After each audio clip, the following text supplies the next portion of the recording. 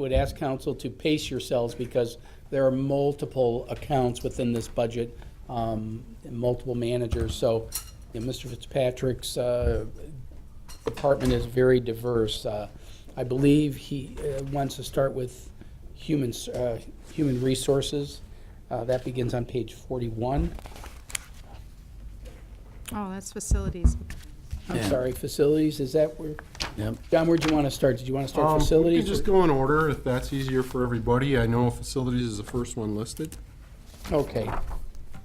Then let's start with facilities on page 41. I guess that's why Mr. Urban was first in line, and there was a question from earlier that would be appropriate to kick around as we get to the capital improvements part of the budget as well.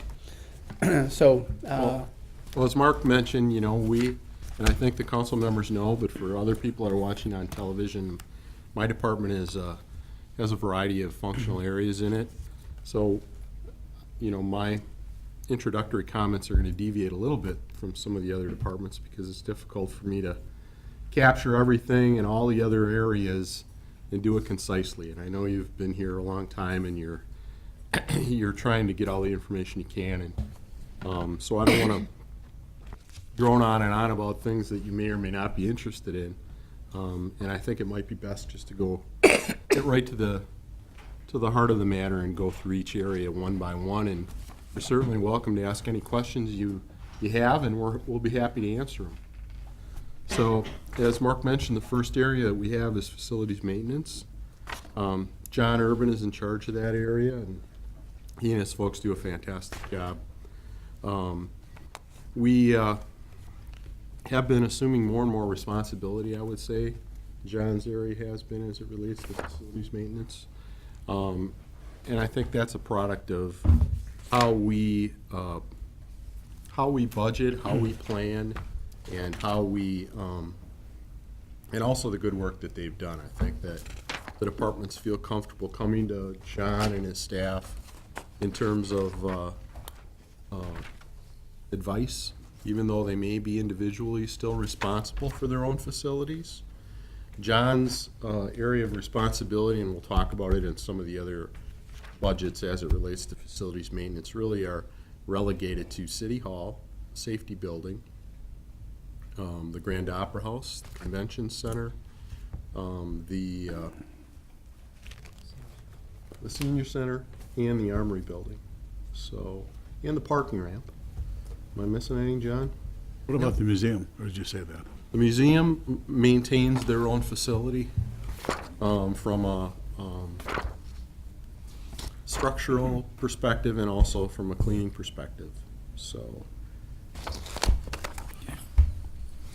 just initially talking about facilities,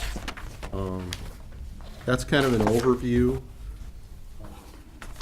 John, did you have anything you wanted to touch on?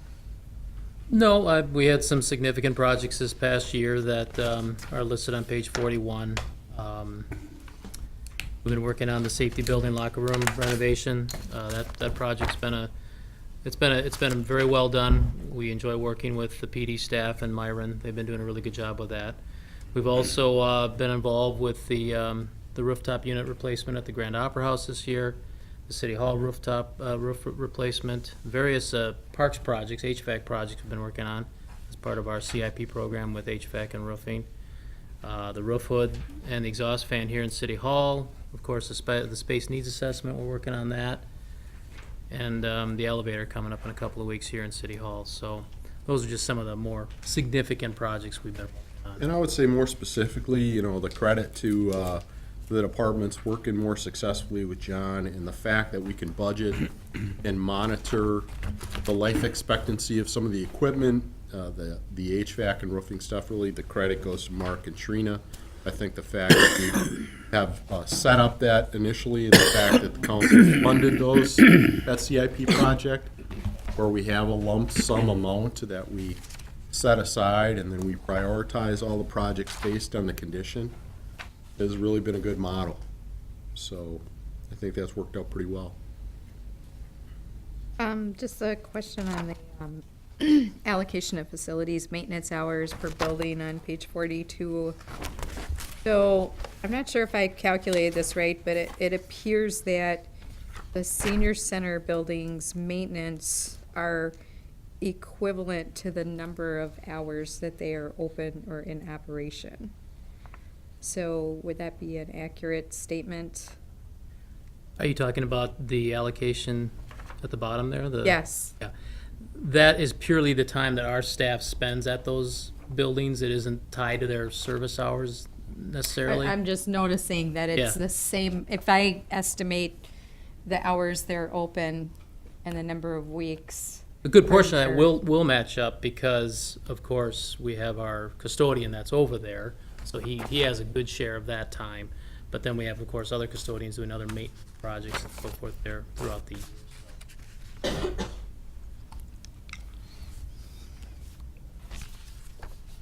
And that's a constantly changing, depending on what projects come up from building to building. Some years we'll spend a lot of time at a particular building with some renovation projects. For example, this year, the safety building will have a spike because of the locker room project and the associated work we're doing there to help out with that. Other years, it might be City Hall, other years, it might be Senior Center if we're doing things there. So it switches around depending on the year and the It project. actually does look like they have it broken down in the goal and above that. So out of that 2,087 hours, the custodial hours are a little more than half, I guess. This is something we started about, 3-4 years ago here. It's actually been, I like data, so I like looking at this over time to just see where we put our time. And it actually has held true for the most part over time, so it doesn't change too much. Custodial is about half of where we spend our time, and about half is on maintenance. So it tends to work out that way. There are a couple of capital projects, so before we leave this budget, we'll just briefly go over those while John is at the table. On page 29, John would work with the annual HVAC roofing replacement program, as well as he would take the lead on the City Hall first floor overhead counter grates. And also the safety building space needs assessment. Did the council have any questions on those projects? Fire department staffing now. But that's staffing, not the space needs. So That's that not- being said, we had talked about earlier with Chief Smith about the parking lot for the safety building. We had appropriated the money. I know there's no bids coming in. Some of the discussion was about maybe separating some of the project. Do we have any, where are we at with that, I guess? Yeah, everything Chief Smith said earlier is essentially where we're at, which is we went out to bid twice on it. The first time we went out, the response we got was it's too complicated. The fencing contractors need to have it broken out a little bit more, et cetera.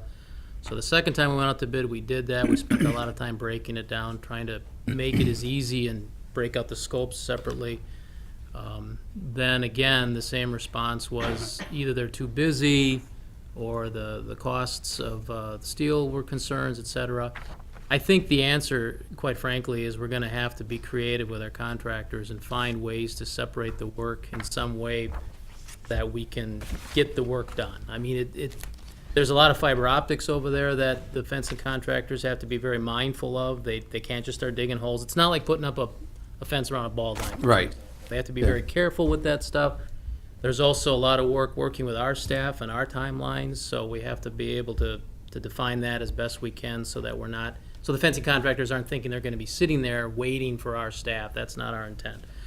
So it's really just gonna have to be back to the drawing board and find a way where we can try to bring on a contractor to do the work the way we need it done in the most efficient way and break it out that way. We have quite a few talented people at the central garage. Do you think any of this could be done in-house? A lot of the way we approached it the second time around was with that mindset. So we've been working with Public Works and, of course, PD and,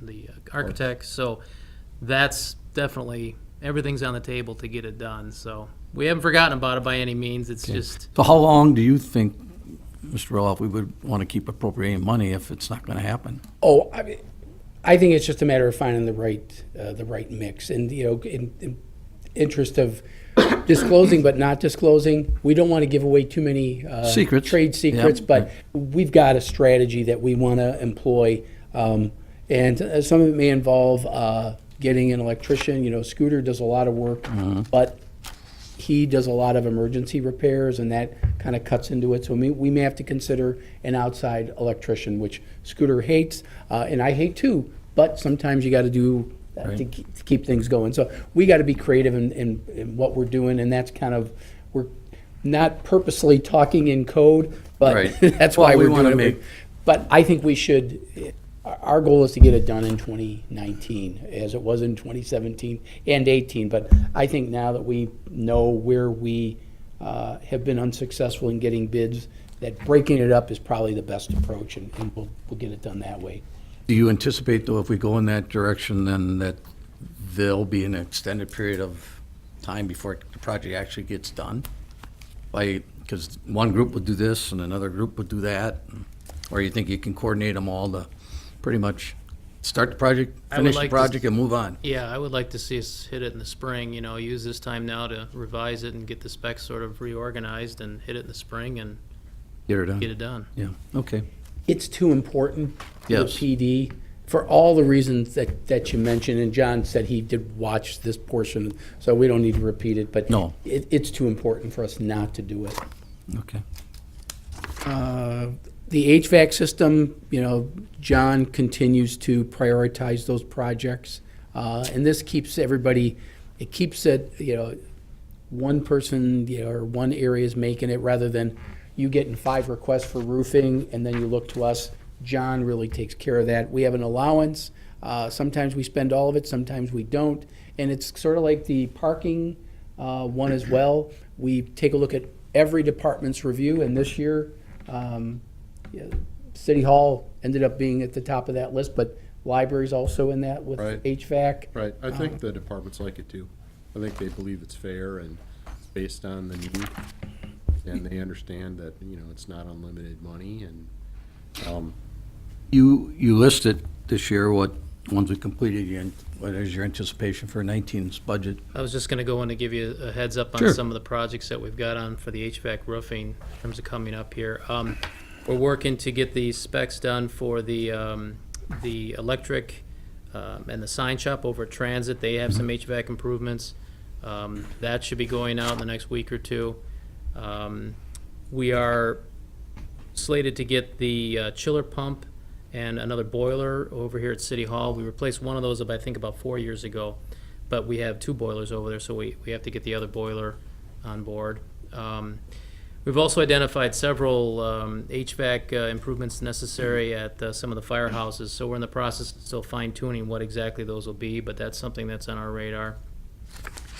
Some items that have been on the radar, and we've just got them slated because these are 2019 on is when they're kind of coming. The Senior Center South roof, that's original, that's 1994, that's on the list for 2019. Of course, we want to continue on with the rooftop units at the library. We've got another 9 of those to do. You just approved the first 10.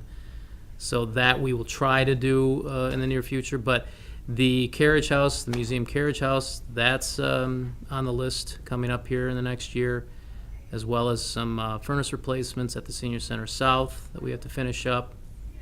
I mean, I can go on and on, but then Yeah. they get into farther down in the years, so. Okay. fire station work is also listed. Yep. And then, of course, anytime something suddenly Happens. happens, Right. then we reprioritize, and everybody understands that. And I think that's been the best part of this program, is when some type of unforeseen, for lack of a better term, emergency happens, everybody understands that if the same thing happened to them, we would likewise shift things around. And I think too, dedicating money towards it, because we know we're gonna have to spend money to make sure that we don't have these catastrophic costs. I think it's a good strategy. I think, you know, Well, it's part of our strategic plan to maintain our own infrastructure and our own facilities, so. yeah. Yeah, but I like to call this dollar cost averaging, figuring that's really the best approach to do it. And we've been doing it for 10 years now, and I think, you know, we still have a ways to go, but we're doing a good, steady pace of things, and that's better than let's do a lot one year and wait for the next emergency, waiting for the next emergency, it will happen. There's a guarantee for that. John, is there anything else in the facilities? No, I would just add to what John said about working with other departments. I mean, it's sort of a very positive byproduct of this HVAC roofing process is we do get involved with other departments on other issues as we're there for those. And it actually has been good information sharing. We learned some things from them and vice versa in terms of things to look out for and economies of scale, maintenance ideas along those lines. So there's been a lot of positive outcomes from having this program. And I didn't know if that was necessarily one of the things we knew was going to happen from it, but it certainly has been positive, and I think the departments I'd like to think anyway, that they feel it's been worthwhile to have it, where we're helping them along. So we do what we can, and I think it's working. Okay, if there's no questions on further facilities, we can move on. We have human resources, which starts on page 51 of your budget book.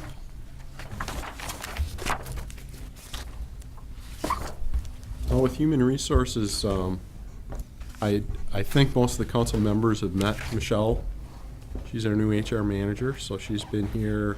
What day are we on now, Michelle? Well, it's been over 2 months, so. So that's good. Not counting days, that's good. That's good. And she keeps coming back every day, so we very much appreciate that. So, we worked together on this budget because Michelle's a little bit new. Last time we talked to you about the human resources operating budget, and one of the big issues we talked about was one of the key performance measures we had related to turnover. And although it's not listed here on this budget because it only goes back 3 years, one of the things we identified last time was for the last 3 years our turnover has been increasing. And I guess one of the positive outcomes I guess we can talk about is the fact that we've kind of stemmed that increase. It's declined for the first year and over 3 years. So that's a good sign. I'd like to say it's completely because of the decision the council made to allow us to split our HR generalist position to have staffing and org development. But I can't say that confidently yet because we're so new and we're so into it, but it certainly has helped because we've had one person that's been dedicated primarily to staffing, and we've had another person who's just starting to work on organizational development initiatives. And we believe that that's going to help us as we move forward, certainly. And the fact that Michelle has had significant experience with that and succession planning and her other positions, I think is really going to help us be a good resource to the staff that are focused on that. So that's one positive thing that I can tell the council.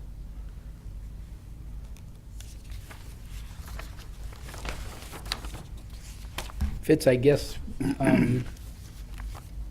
embedded within the operating budget is also your enhancement package. Yes. Couple departments have alluded to it. Right. You do have that. Yeah.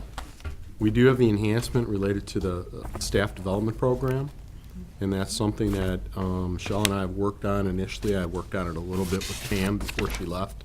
And I talked to the council a little bit about it during strategic planning.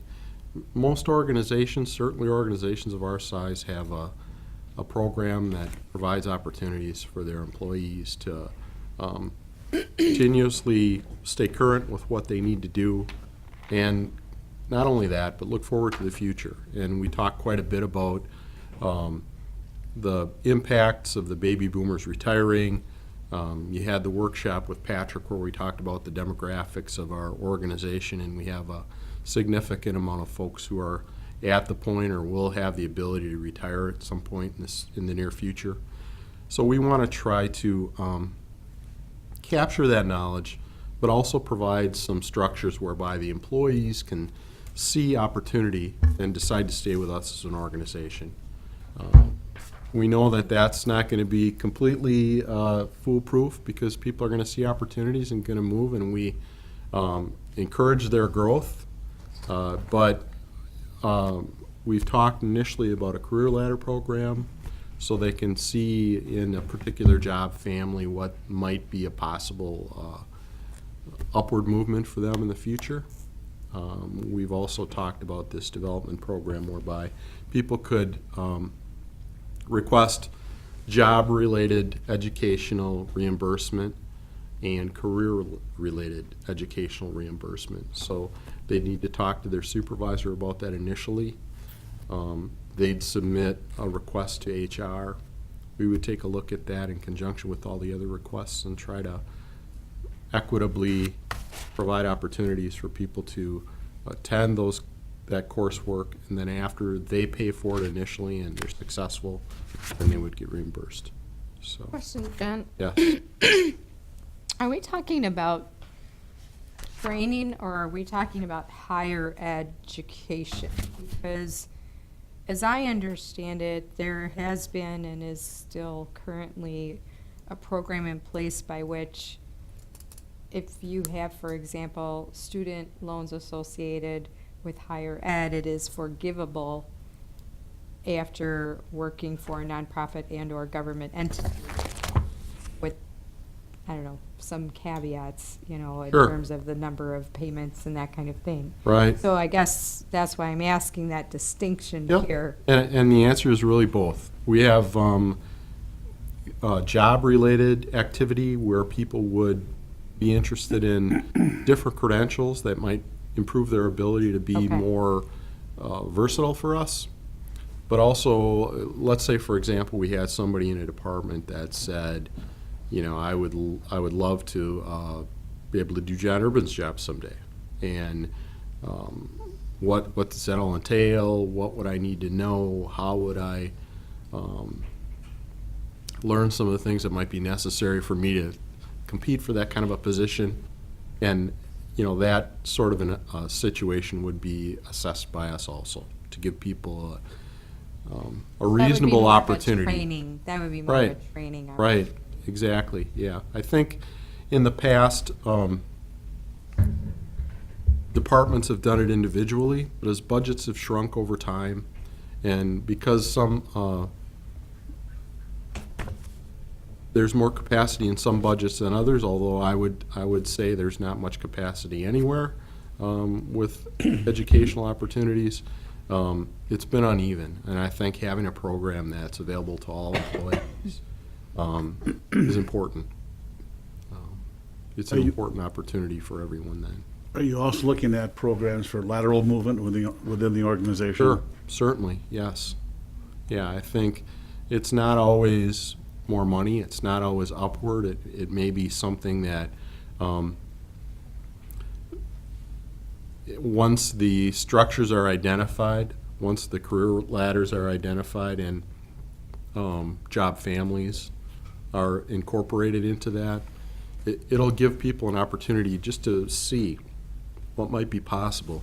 They're familiar with some of the opportunities that exist, but we're a pretty diverse organization in terms of different types of jobs and different kinds of functions, from attorneys to engineers to custodians to, it's really a pretty exciting organization, I think, to work for, and I think there are a lot of opportunities for people to become involved. So people sometimes get into their own track and they may not have an opportunity to interact with other areas or other departments, and we want to try to, and we believe that it gives us a better chance to be successful in our recruitment plans by developing our own staff rather than continuously going outside our organization and trying to match someone inside and then train them. And along those lines, what would you envision, I hate to use this term, but a clawback, if you will? Let's say you paid for a planner to get their AICP certification, Right? right? And it's a, let's say, junior level associate planner, whatever. Would you envision, I guess, some kind of time commitment to, I guess, discourage getting that and then going somewhere else Yes. immediately after? Oh, I appreciate you making that up. And as a matter of fact, we have an employee who was, instrumental in the landmark case that was brought forward associated with that in the state of Wisconsin. So, yeah, we would have a time frame where we would ask the employee to work for us, a reasonable time frame.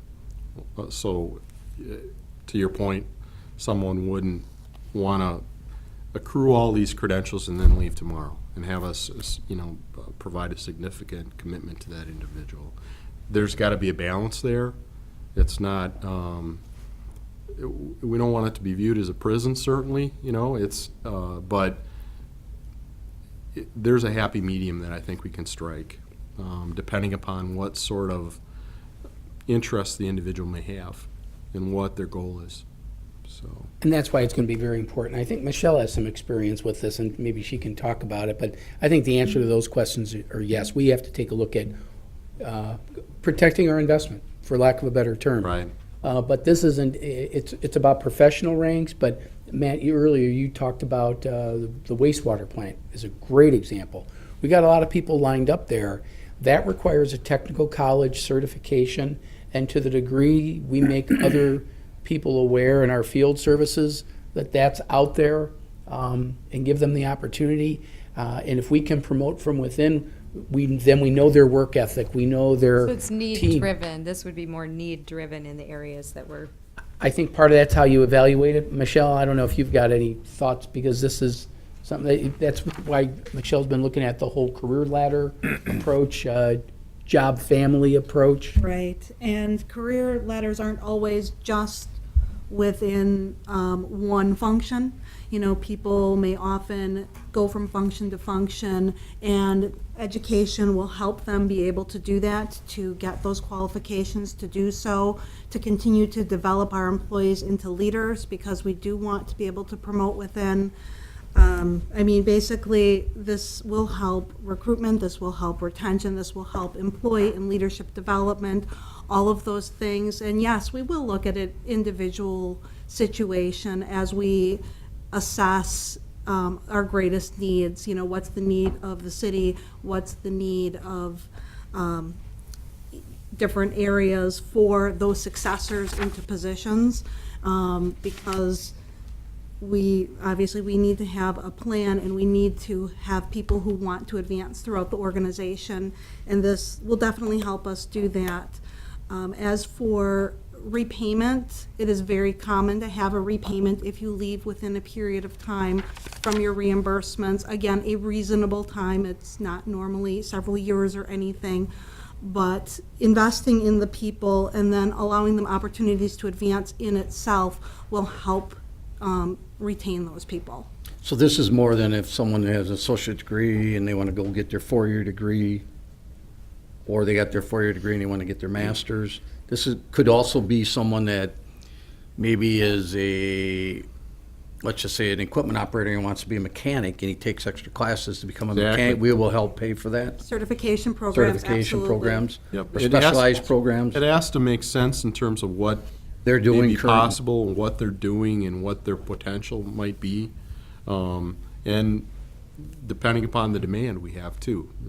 We can't fund everybody's opportunity, but I think we can help facilitate the development of our folks a lot better than we have. And, the other thing I would add to what Michelle said is the entry points into our organization change over time. So, I've had the opportunity to be here for a significant period of time. Some of the entry points when I first started were like sanitation, or water distribution, or transit operator. But some of those entry points have changed now. And, where they enter the organization, where do they go after they enter the organization? We had a superintendent of sanitation that said, I don't want you to stay in my division any longer than 5 or 6, because the job was so brutal back then. It was extremely physical position. But, that has changed a little bit too. So it's also assessing those entry points and how people move in the organization and where they go. Mark touched on an important point too, the technical jobs, especially in water filtration and wastewater. There's credentials that are required by the DNR. We've done that informally. Steve Brand's been very good about working with other divisions within Public Works talking to them about saying, hey, maybe you might want to consider, coming and working for the utilities, and has worked with them, trying to give them opportunities to just learn about what it takes and what sort of credentials are required. But this would kind of formalize that a little bit more than just, the goodwill of a manager saying, hey, I'll help you out, or I'll help you, gain this credential. So it's something that I think would be important to employees and our ability to retain them. Okay. Does the council have any questions? If they don't, we can move forward to the information technology budget on page 57.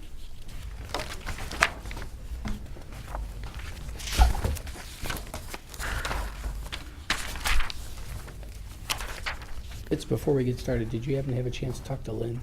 I didn't, but All I right, talked a little. Why don't you get started, I'll see if Lynn. I talked a little bit to Trina, and she thought maybe we could cover it without having to include her, if that's okay with you. If you think so. Yeah, so information technology, I think you're all familiar with Mr. Newman. He manages all of our information technology, our infrastructure, our telecommunications, voice and data, and his staff do a great job, not only with those areas, but more specifically. I watched some of your deliberations earlier. You were talking about GIS and all kinds of different things. The technology that we have is for the staff. The number of staff we have, I think, is phenomenal. I know that the other departments appreciate the work that is put forth. I know also Finance Director Larson's been pretty modest about and very kind about our assistance with the ERP program, but she's done a lion's share of the work, and so has her staff. We've been happy to help with that and help facilitate that. But we're very happy to see that she was willing to take on those responsibilities and move forward. It's something that I think in IT we knew needed to be addressed for some time, but Finance Director Larson said, yeah, I have the courage to do this. We're gonna take this on. So that was exciting, and I think she's right. We're just scratching the surface in terms of what, how that's gonna transform the organization. So there's a lot of exciting projects in IT. Tony can talk more specifically about them. But we're happy to entertain any questions you might have. Well, I guess one question is I guess you're eliminating a position and putting a position back. You want to just kind of. Yeah, it was perfect timing, and it was a good strategic move. We had a database administrator that was coming up for retirement, and took the opportunity to shift some duties around and take on a network specialist in lieu of that position, taking a large share off of my plate and putting it into somebody that could focus specifically on network security, network design, and infrastructure, and allow me to focus more on the managerial aspects of the department and aid all the staff in day-to-day operation. And I would add too, I think it was a good move, thinking about succession planning and the development of information technology. Tony's very much been a hands-on manager for his division. He's done all kinds of work, and he's not bashful about pitching in and solving problems. But he's developed a wealth of knowledge over time, and to give him the opportunity to not be immersed in a day-to-day problem and be able to look a little more broadly and plan a little bit more, I think is more beneficial to the organization. And the fact that we have a new employee that's doing a great job working on network. He's a network specialist for us. It frees Tony up so he doesn't have to deal with that component, and then that way he can dedicate more time to planning, being a better resource to the staff, sharing some of his knowledge as a mentor. I think it's really been a good move for us. So. There was a couple items we discussed previously. One of them, there were some concerns in regards to the council tablets. And did we have a thought process or a planned budget item? Yeah, do we have a rotational type plan for those tablets to rotate them in, out? Right now, we have a life cycle rotation. A number of them have actually come through the office and been replaced already due to failure. The life expectancy of a tablet, other than battery life, is really still unknown. We've got some that are still in the field that are coming up on 6 years old, not yours specifically, but other tablets of the same model. So a lot of it depends on how it's used and the functionality. I would say that we should probably collectively look at what you're using, what you want to be doing with it, and better determine if a tablet is still the appropriate tool, or whether moving to a different platform would be ideal. Such as? Hypothetically, say a 14-inch Chromebook. You're not going to get any different performance out of a different tablet. All you're going to get is a freshened tablet. The performance of those has not improved drastically. Depending on what's being done on it, sometimes just a matter of fully resetting it because of apps that have been taken on and off tend to impact performance. But taking a better look at what the problems are and then coming up with a solution would be ideal. But just so the council understands, we're willing to do whatever you are interested in. So please To convey what we let your think. thoughts be known. We're happy to do that. So if there's something specific we were looking for, advance those Yeah, ideas. direction always helps in, like I said, targeting what you want to accomplish with the device because it better suits the options that you would have. Well, the issue has been primarily with agendas, and I guess maybe it would help talking about some of the concerns that you've individually had so that Tony can maybe diagnose what some of the solutions might be able to be. Absolutely. And some of this may be possibly addressed once the new website is rolled out. What is our time frame on that again? Right now, we were shooting for by the end of the month with other projects in the mix. I'm promising or looking at a promising launch of November 9th, which would be next Friday. We're still flushing out some details.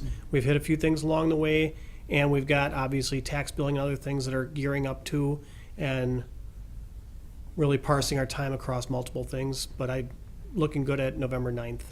So, well, I guess I'll just say for my usage, it's, citizen emails, obviously, to my email address, council agendas, minutes of board meetings and things that I'm looking at, maybe occasionally going on, the media services, look up a meeting or something. And then, of course, getting our council agendas and stuff like that and that. But I think overall, they've worked well. I know mine died, and you were able to get me a new one right away and then save my data, which was nice. So I think, and I was on the planning committee, I think Mr. Fitzpatrick was, the mayor was. I think they've worked pretty well. I don't know. I know some council members don't like them because they're smaller. It's harder to go through the agendas and things like that. I know my computer did an upgrade just the other day and changed the format that my council agenda came over, and I just had to learn where I found the content to download the specific items and stuff. So I think they've been a plus for the council. And I think that, going to Chromebooks or something, because I know pretty soon there's a change. Microsoft something isn't even going to be around, right? Exchange or something like that. Well, they're working on obviously moving Office to Office 365, which is a hybrid of a localized application and cloud-based. The adoption in the business and public sector is not nearly as rapid as educational and private. Because, Yeah, the only other one thing I occasionally have happen, and don't know really why, is I'll get an email with an attachment, and you hit it to view it, and it doesn't Yeah. come up. Exactly. And then you gotta go That back out happens to the message, frequently. and you might do 2 or 3 different things, and you go back to it, and then it's finally there. It's like the attachment didn't come with it at the same time, so I don't know. depends on the size of the attachment. It may take a moment for the Wi-Fi to actually download the attachment before it can actually display it. Okay, And even though you close it, it's gonna finish that download in the background. So the Okay. next time you go to open it, And- it's probably completed the download. okay. And I have two things to add to that, to what Steve was saying. I use the same, for the same reasons, but I tend to be a heavy search the online city docs through the clerk's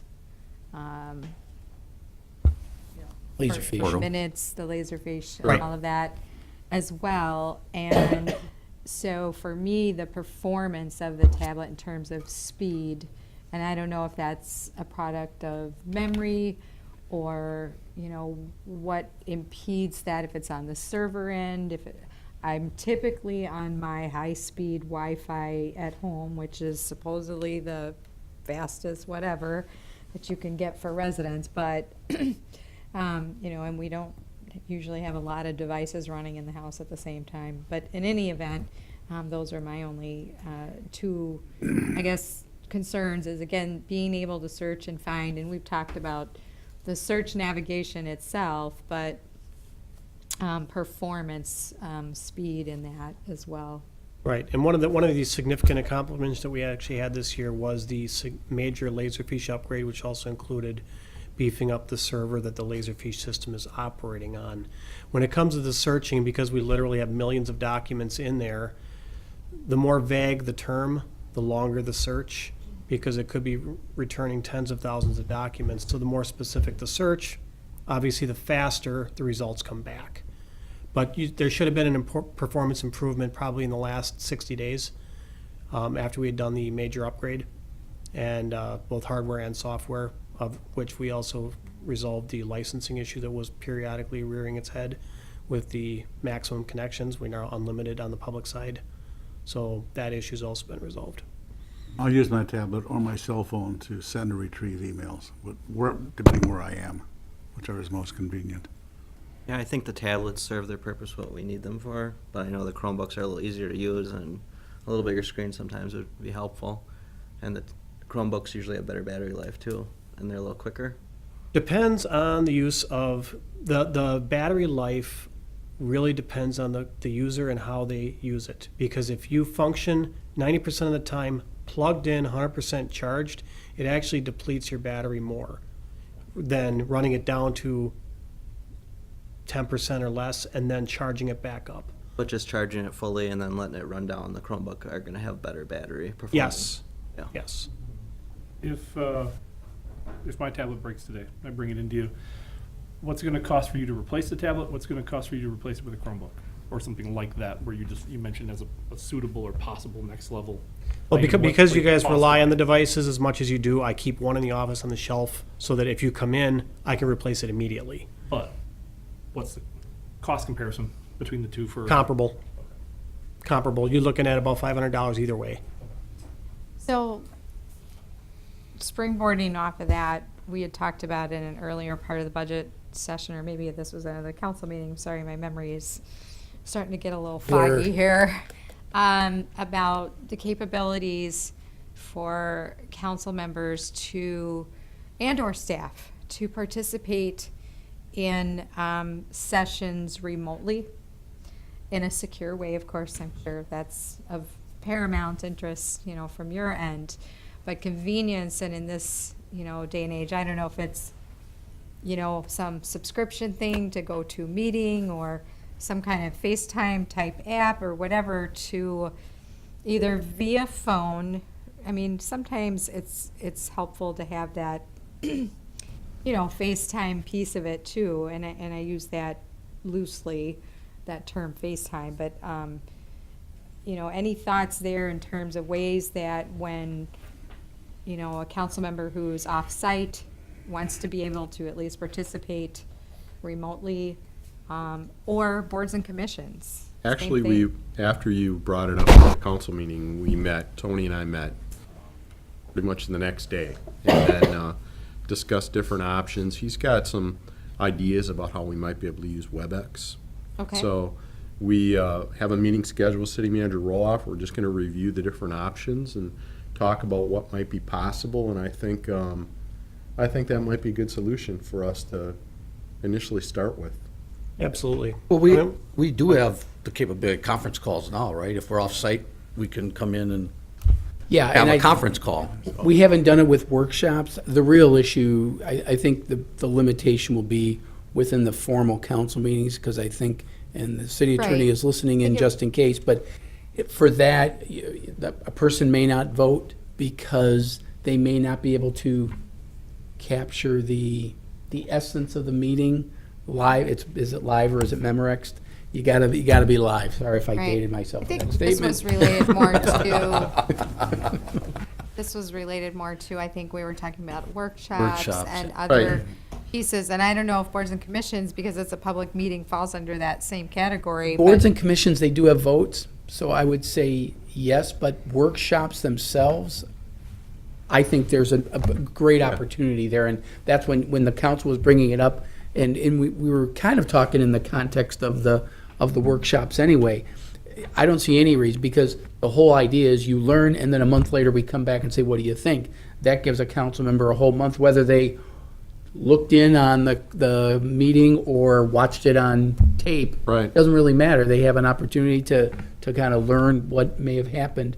And I think that's what Tony and John are looking Yes, at. exactly. But That the was the context with which we were discussing this, just workshop only, so. City Attorney Luff, what is the obligation if you're not at the actual council meeting, even though you're watching it on TV? You may Legally, you not vote. can't vote, You right? cannot vote.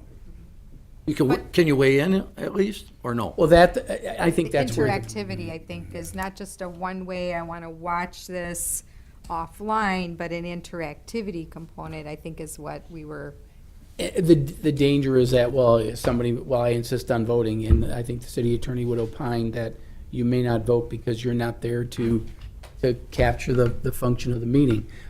Could we add that capability? I think the answer is yeah. Be a little more difficult, but for the workshops, it's a no-brainer, and as far as I'm concerned.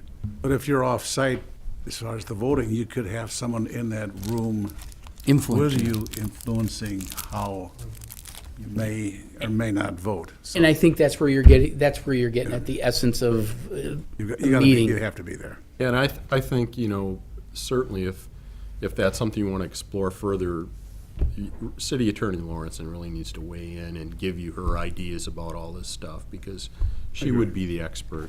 and But I think we again, I could- wasn't thinking of it even just for council. It seems that staff, with the number of meetings that staff also, and sometimes being in two places at once, I don't know, how you view that in terms of managing your staff and their We time. do actually use WebEx already, so that's why it Oh. would be a solution that could be extended to the council, I think.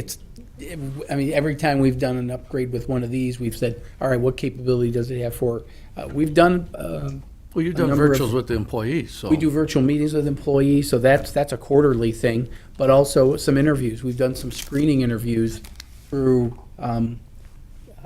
is it WebEx? Skype, or, I'm Skype. not quite sure, but Yeah, Skype is quite Skype. common. One of the largest and most productive uses of WebEx right now is the fire departments. They actually do all their training while they remain in their stations. They're utilizing WebEx and video teleconferencing units that we put in each station.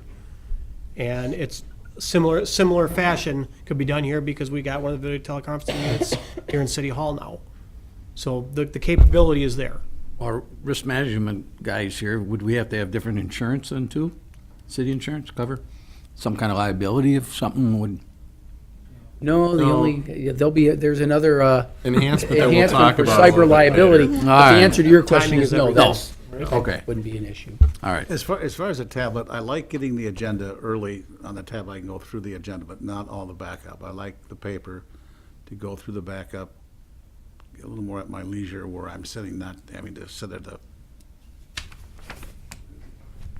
Machine? I just don't like it. I mean, to go through it, here's the agenda, all 4 or 5 pages, but then back up to make my notes and read through it at my pace. I prefer the paper. Well, I think the council talked about it earlier. I was watching, and it sounds like some people prefer the paper, other people don't, so Yeah, we left that door open. Yeah. I know we did. whatever's gonna give you the best chance to feel most but comfortable. it's not an all or nothing, Right. right? Correct. Yeah. Not an either or. But it came down to a little bit of economics, because the cost of printing all the binders, all the materials.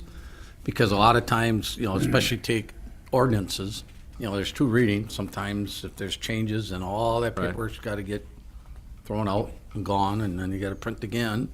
So there is some cost into Right. going Yeah, total the paper. tablets, initially when we rolled them out, we had done the cost analysis on them. Right.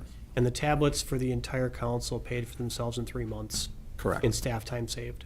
Right. $5,000. I enjoy being able to $5,000 rings a download it bell. and not have boxes and boxes of paper. Yep. I'm not gonna lie.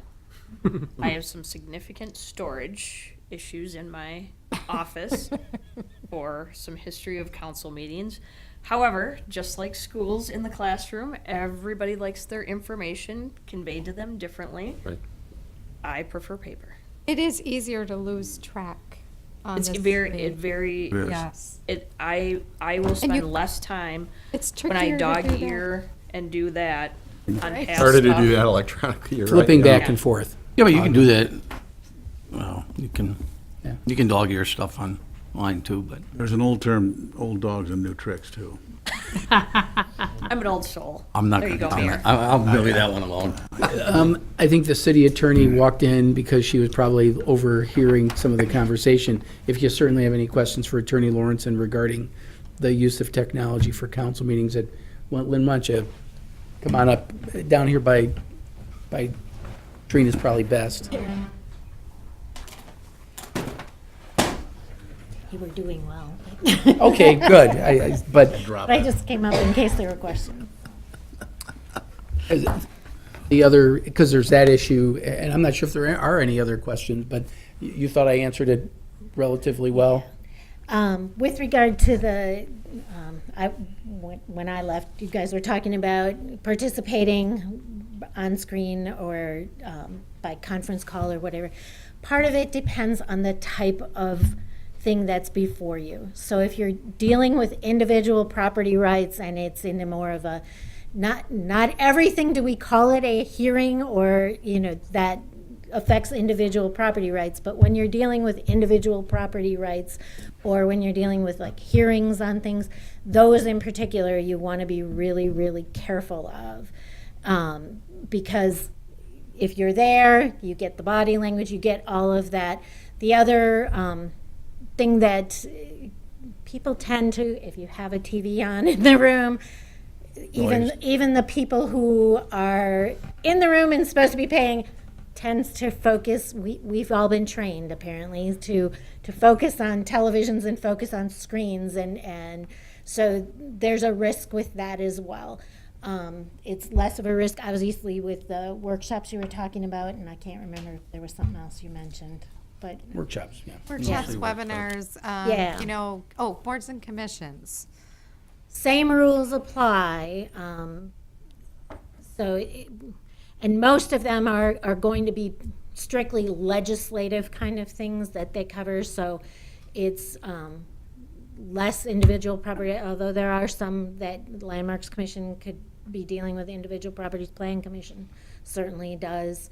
It's just, once you start going down that road, it's gonna have to be managed and watched very closely. And so that when we are dealing with individual property rights, we're more in tune to making sure that people have their due process and their opportunity to be heard. And then it was from an earlier discussion about the phone discussion. Just to clarify again, then that newish ruling that came out about text and whether or not you respond or not, even just receiving a text in relation to anything city-related can be a public record. Text could be a public record, and so it would be something that if it's related to city business, we would want to archive. I know there've been conversations, those haven't included me to this point. So, other than one general one we had at staff meeting, but my understanding is we were gonna have some more discussion about that. But it sounds like the council, for the most part, isn't interested in getting another phone to add to their holster. I knew the risk that when I have a smartphone and I went into IT's office, they download it so I could get all my council emails on my phone.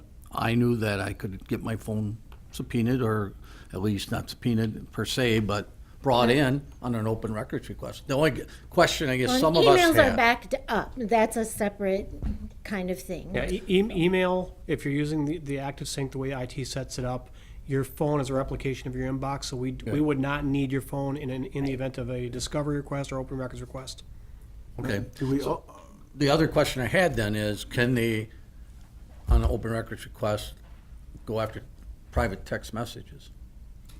How would they know what, That's the- let's say I That's the send a trick. text to Someone would have to know go through them. specifically, Someone would have to welcome go to my through phone. and Right. pick So- out, the same way, if I get, a personal email through my city email, maybe I have a friend who doesn't know my personal email address, but they want to get a hold of me, and they know I'm the city attorney, so they send me a personal email to my city address. It's gonna get Yeah. picked up if it has whatever the magic word is from the, I know on one of the records requests Tony sent through, there was an email, I had a couple where somebody had, it was either my ex or one of my kids, had sent an email to my work address because they knew I was at work when they sent it, and I was more likely to see it on my city email. And, oh no, it was my brother. That's who it was. It was my brother. No personal details. And so they pulled up, the personal emails pulled up on that request, and Tony flagged it.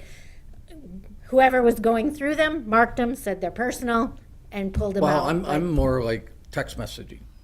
Somebody accuses, say, two of us text message, or the three of us are text messaging each other on some city issue. Can they then, if they suspect, let's just say they suspect, can they file a motion to get our text messages?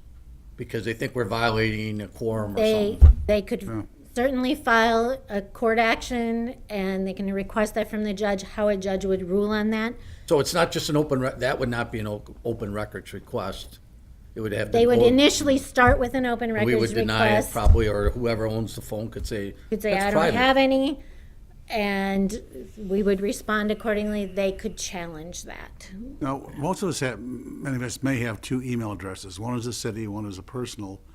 If we get a question on a personal email address about city business and we respond, or the response is, is that subject to open records? Like I have a Gmail Follow address. me one more time with I that. I could I've actually got answer that. I've got a personal email address as well as a Right. city. I may get a question from someone on my personal email address asking a question about city business. I would respond, yes, whatever the response is. Is that subject to? That is a city record then. If you are dealing with city, public business on it, even though you're using your home email account, Personal. it's public. It's the content of the communication, not the format. So it's not that which email account you're using, it's the content that So that could be determines requested it's as well. public. But then, I thought, Lynn, and maybe it wasn't you, someone had suggested, and occasionally that'll happen, right? Somebody will send it. Yep. And if I forward it then to my city email, Then it's as a matter archived. of practice, Before you respond. before responding. Before you respond, you And forward then- it to the city account and handle your response from the city account. Therefore, all communication And then I is then just let that archived. person know, hey, by the way, I'm Right. copying this on my city Forward it account. to your inbox and then go in your inbox and then answer it. So to the degree that you can, for lack of a better term, discipline yourself, that when something like that happens, you flip it over to your city email and send it out, and then you got everything covered because you've tracked it that way. All right, so let's go to the next step then, in a sense, because our phone numbers are out there, and they're mostly all our own personal phone numbers, whether it's a cell phone or a landline. How much of that, if somebody calls, I mean, can they, under open records request, all of our phone messages? Or just anything that somebody would have to look at and somehow determine that it was city business? How would they know?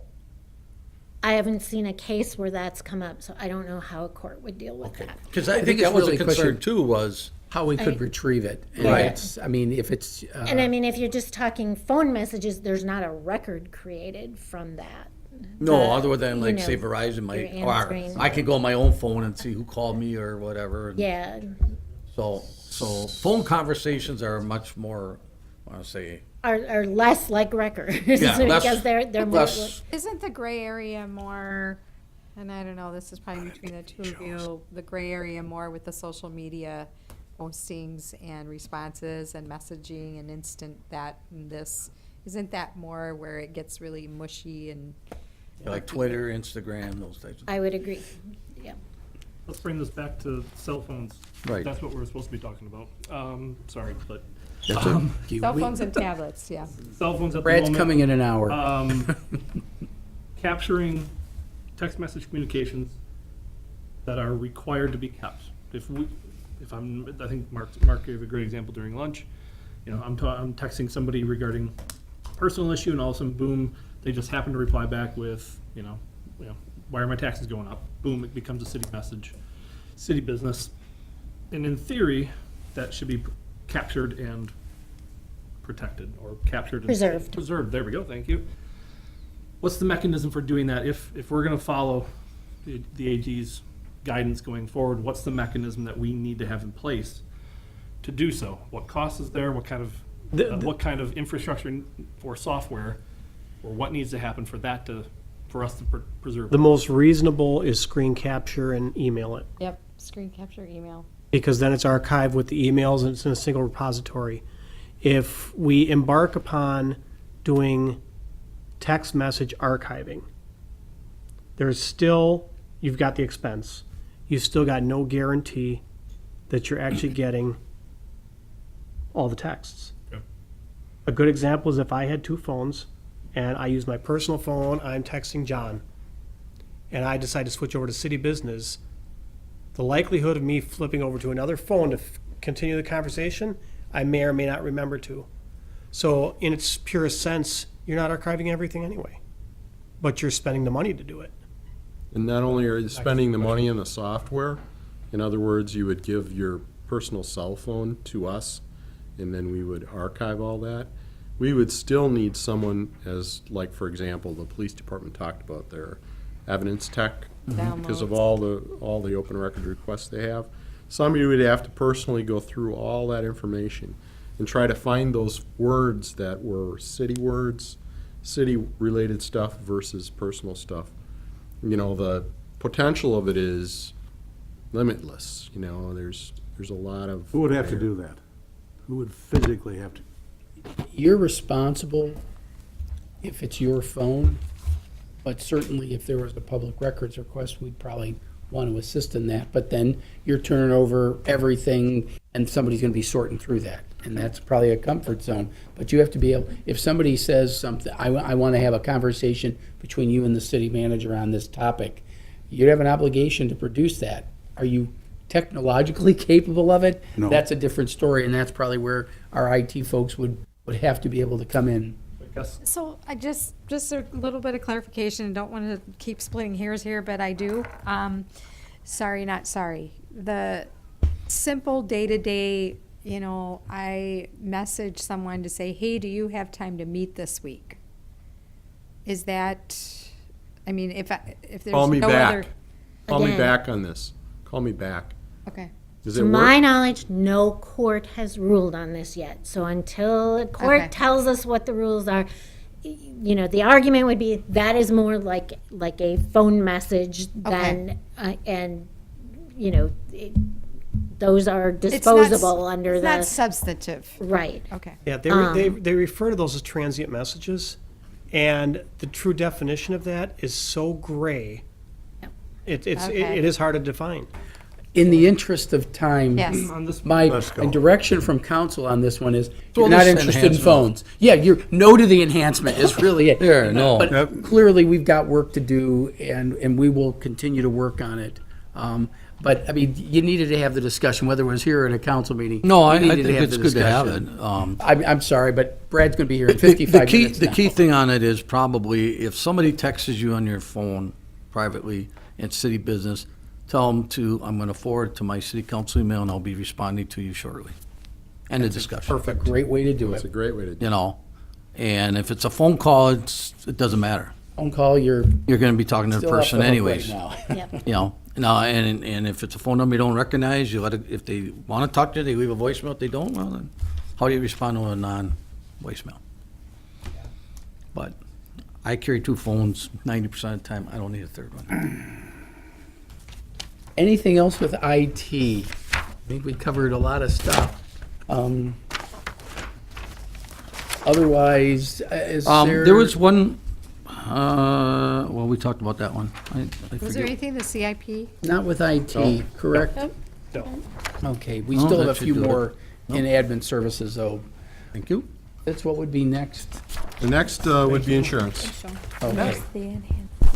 Yeah, and there is an Which is enhancement with page? insurance. 61? 61. Yep. Well, how are you? And Paul Greening is our Safety and Risk Management Officer, and he handles all of our insurance and safety issues, and also dabbles in a little animal control stuff. So he's doing all kinds of different things for us. And there's also an enhancement that City Manager Roloff talked about earlier that we'd like to discuss with you if we could, related to cyber liability, and if Tony's still around, maybe he can also weigh in on that. So, would you be okay with us starting with that enhancement? I know Yeah, go that ahead. that's how you've done, worked with some other folks on their budgets. So,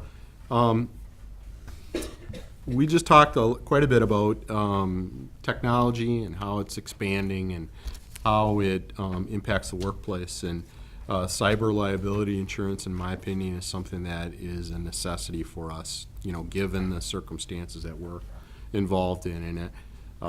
So I think I'll just turn it over to Tony and Paul to talk a little bit more about it in detail. Yep, definitely. We actually engaged finance also on this. With the increased risks, not only from the employees' side, but also from the cyber criminal side and the threat actors, it has become imperative that we look at getting this type of liability insurance, because right now it leaves the city at a huge exposure with things all the way from cryptocurrency down to data mining. It's becoming very dangerous. All it takes is one simple email, somebody opens it, and suddenly all our data is getting unloaded into the dark web. So Paul So began. all our firewalls and things that we have now isn't kind of like an insurance policy in a way? Absolutely not. Why don't you just give them a quick example, Tony? A good example would be Without hypothetically. encouraging people to do what you're suggesting. But we have security measures that we take. Think about, we put locks on our Right. I was gonna buildings. say, we can use a. But if police somebody reference here. breaks the Yep. window and steals something, then we've got Right. property insurance for that type of thing. Okay. Right. That's the way to There is no describe it. no network that is 100% secure. None. It's so many different avenues now for them to break into. Before it was just a computer, well now, you got laptops, you have your phone, you're sending stuff from home, cars are getting bugged and taken over according to Tony. Yeah, All yeah. sorts of Jeep, things that- Jeep So Cherokees. just briefly, give them a little bit. You want an example? I could go on with the examples. Bridget Schwabenon, nearly $300,000 of taxpayers' money. I could send you all this stuff. I wasn't gonna waste any trees here, but we got a bunch of different examples of governmental units being swindled out of money. I think you're at the LWMMI where they made a presentation of hundreds of thousands of dollars being sent overseas. Got into an argument too. So what would the, Well, let me just touch on one. Here, I'll just do it real quickly. So, we talked about earlier how we're going to be using ERP, how we want to give people the opportunity to maybe pay for things electronically. When we have that information, we have some responsibility to protect it. So if it were to fall into someone else's hands because we didn't properly secure it, then that opens us up for criticism and liability.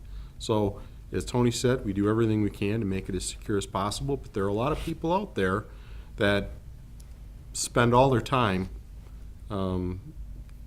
being involved in criminal activity like this. So in order to just protect the citizenry, protect the organization, it's something that I think is really imperative. so what would a insurance policy cover? I'll scan some stuff and get it to you, but not only from a financial standpoint, but you also have now your reputation shot. People are having some doubts with well, you know, this insurance will actually have people that would kind of soften they're like PR people. You have credit scores that have to be monitored for a number of years. This will cover something like that. Identity. Identity, yeah, there's a bunch of stuff that, I don't want to get too engrossed in it, but I can send this to you. It covers a lot of that stuff, to try to. So the premium for that is what you're asking for? $15,000 a year, Yep, and that's a $3 million limit. $3 million limit. 21,000 is for a $5 million limit. So we just, I don't know, a million would really. Doesn't go very far. So this would protect all departments? Police department, fire department, This would be everybody. Everybody. citywide? Right. And we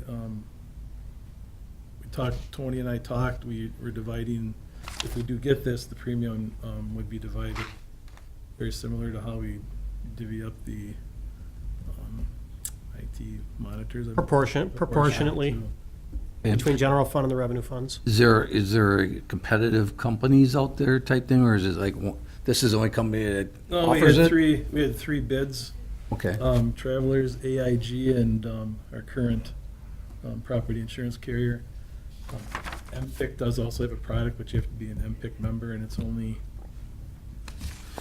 it's $50,000 of coverage or $500,000. I can't remember what it was. So It's it wasn't- not as it wasn't extensive. I think it's 50,000.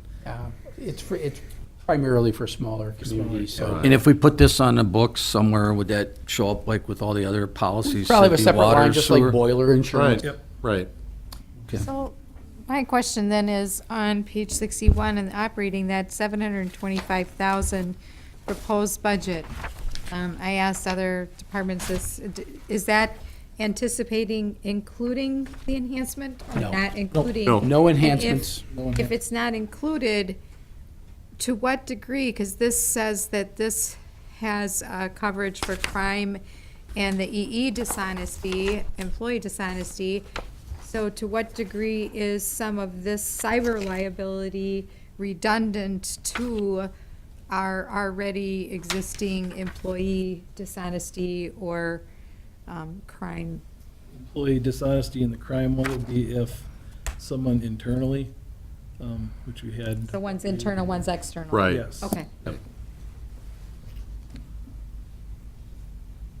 Any other questions about that?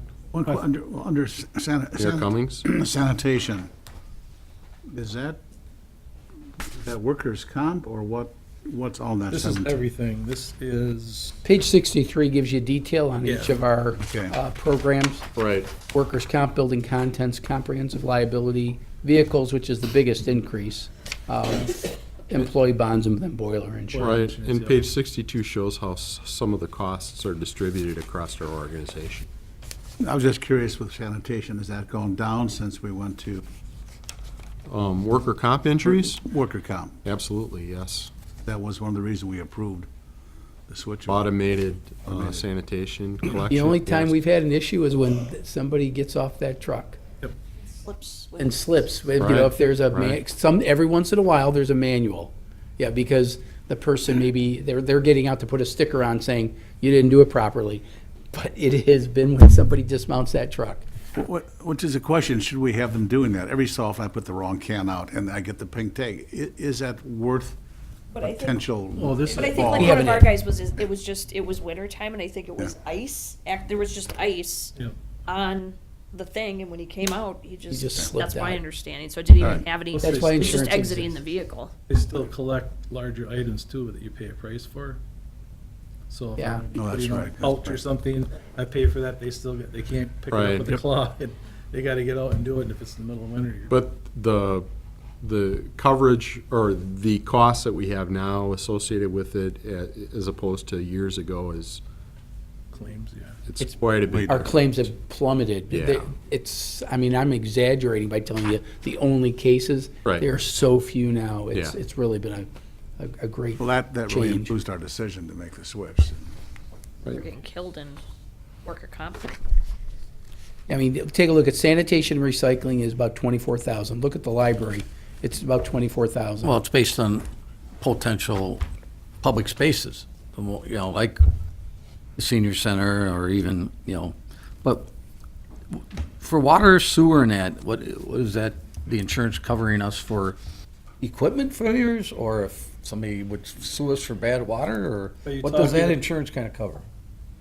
Sewer, water, and those types A of. lot of buildings and Those are, contents. no, these are, this one right here is who gets, this is what they pay Right. in premium. This is not Oh. a type of coverage. So water Right. department. This is their share of This is everything their on page share. 63. Their share of Yeah. all the costs. Oh, okay. Different So you types see the of- 1,315,000 on page 63, it gives you 7 items. Mm-hmm. And so then we say, okay, how is this paid out? You see 590,000 is distributed on page 63. The 590 is everybody below where it says city. Everything else adds up to 590. But that's all of their workers' comp and their buildings and contents and comprehensive liability. And and vehicles. Those are the big 4. All right. You see transit. Transit's big because we got big vehicles. But you can see sanitation. I mean, that's everything for them. It's plummeted. Speaking of transit, your note in here about budget variances due to replacing old vehicles with new.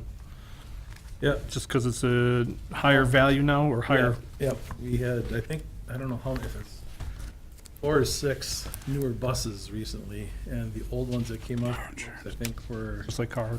$250,000, the ones now we are $500,000, so we. Yeah, we went from an 03 vehicle to a 2018 vehicle. Why are we still listening to golf course? Would that fall under parks now, or we don't have something for parks? Good. That's Or a it'd good be catch. city?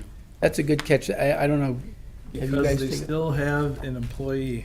Employee and Oh, very minor. They have a shed for They have a shed something. with some stuff out there, a couple. okay.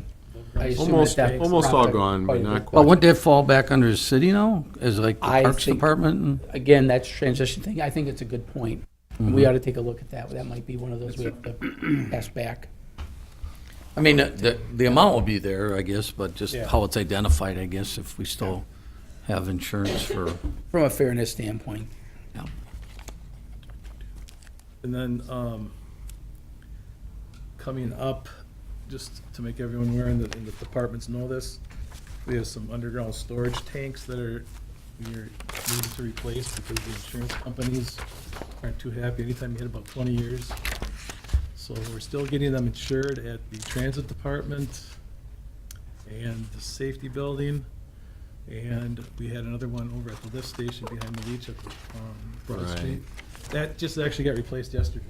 So it goes from now they're having to, instead of a $10,000 deductible with those old ones, we jacked it up to $150,000 deductible. Paul just showed me that So the we other just- day, yeah, all this 3 just of came them. in, just this last Why week. would we have an underground storage tank at the safety building? Diesel generator. Generator. yeah, diesel generator, yeah. Back. So we're working on that. That's kind of the insurance. Yes. So just Yeah. to finish, one final on this cyber liability, obviously more and more municipalities are going to this. Do we know, does Winnebago County have, do we, just to, I don't know if they have an insurance. They did I add don't a know. cyber specialist last year in their budget. Yep. Somebody dedicated just to To their IT this. department. Just to this only, yeah. okay. Okay. I think Thanks, if Paul. you will forward some of that information. I'll get them all, yeah, I'll scan everything and send it out as soon as we're done here. Okay. Oshkosh Media, page 65. Right. And Thank there, you. there is a CIP in here as well that we can refer back to. Yeah, Oshkosh Media, obviously, I know you're familiar with them, and for folks that have a chance to hear this or watch this or access it via the computer, they really do a tremendous job, I believe, bringing the organization to the community. You know, we have so many different venues whereby people can become engaged. I'm very proud of the fact that we're very transparent with what we do, and I can't tell you how many people come up to me in the community and talk to me about the work that we're doing as a team, meaning all of the city staff and elected officials. And oftentimes thank me for them having the ability to be aware of everything that's going on. I think it's really appreciated by the citizenry. And again, I'm very proud of it. There's a very small staff that is involved in these activities. They're viewed as a leader, certainly in the state of Wisconsin. We regularly have people that contact us that want to tour our facilities, want to know how we do it, how we engage the citizenry, how we interact with the citizenry, how we promote the organization, how we open up the organization to the community. So I think they're involved always in all kinds of exciting things. Over time, I've seen the expansion of services provided to the departments a little bit more. I think that's been a trend, John. Public access certainly is something that is open and available to the community, but I think getting more and more information out about different programming, whether it be opportunities or emergency management based or all kinds of different things, I think is something that is desired by the citizenry. Question on the goals on the second page, page 66. Provide an electronic free speech forum that promotes, encourages, and reflects the cultural diversity of Oshkosh. So it looks like the measurements on that are the number of studio and equipment checkouts and local producer programs and Oshkosh Today guests. How does that reflect cultural diversity? Well, I think we were trying to find measurements that could come close to showing how we involve the community. There's a wide range of topics and events and activities that are covered. As far as, I would imagine over the course of the year, they do cover some of the culture of the community in that. That's something that we've been doing for years, obviously, with these things. Showing a strong showing of the community using the facilities is also something that we try to promote as a way of that it is being used.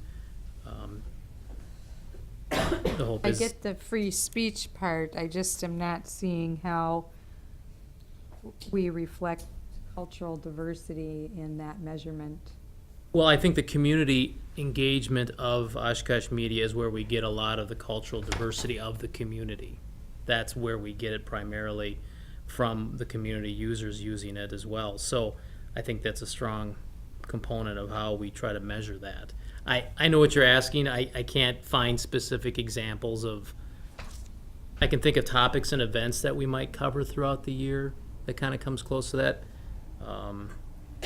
For example, if we have unity in the community, They were and we very have programming that reflects that, that helps foster, I think, and engage the community in awareness of activities that might be taking place in our community, and that there is a larger universe of individuals in this community than they may interact with on a daily basis. We provide a window, I think, into other areas of the community that people may not ordinarily have the opportunity to experience. So, if I may ask, do you track the topics, like quantitatively by cultural diversity or ethnic? No. But I think just the opportunity that anybody that could potentially be a local producer program, the opportunity is there to diversify programming. I, for one, have been on probably 6 or 7 different shows on, Oshkosh Media, whether it was back in the old Oshkosh Today shows. John Urban used to host that, and I used to come in to the sheriff's office and talk about our crime prevention, community programming. I'm on Eye on Oshkosh once in a while. In fact, I'll be on in December. So I think is the programming reflecting that? I don't think so, but I think the opportunity is there. And then when they go out to all the different events, like Community and Unity, they were at the opening of the numerous Riverwalk times they've been at. They're at the holiday parade. They're at all the different activities. So I think they're showing Oshkosh as a whole, and I think that's showing all the uniqueness of the community. And so. I would add too, the public access, Sure. public access programming too. The community has the opportunity to utilize that forum to promote their own diversity, their own culture, and share that information with the community in a way where they may not ordinarily have the opportunity to experience it too. For example, I'm invited to a lot of events. I usually work closely with Emily and let her know I'm invited to this event. Do you guys want to cover this event?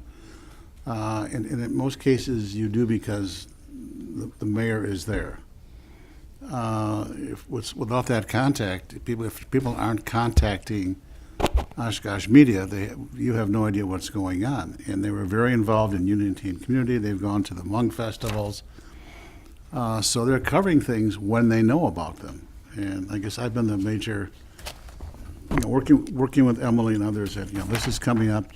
Can you guys be there? So that's the way it's getting done. And I could appreciate that, and I really hope no one will take offense at this statement, but this is quite honestly through the lens of a white male dominated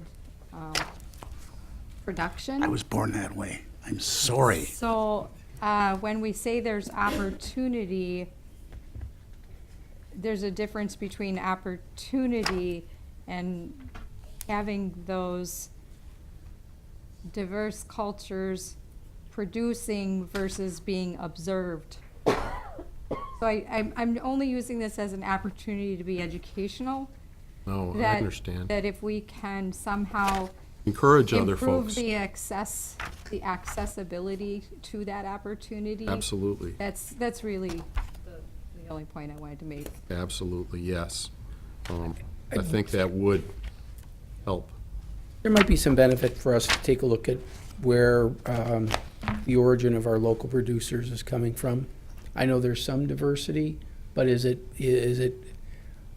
necessarily reflect the community? I can't answer that question. But I know that over the years, they've done a lot to encourage people to come in.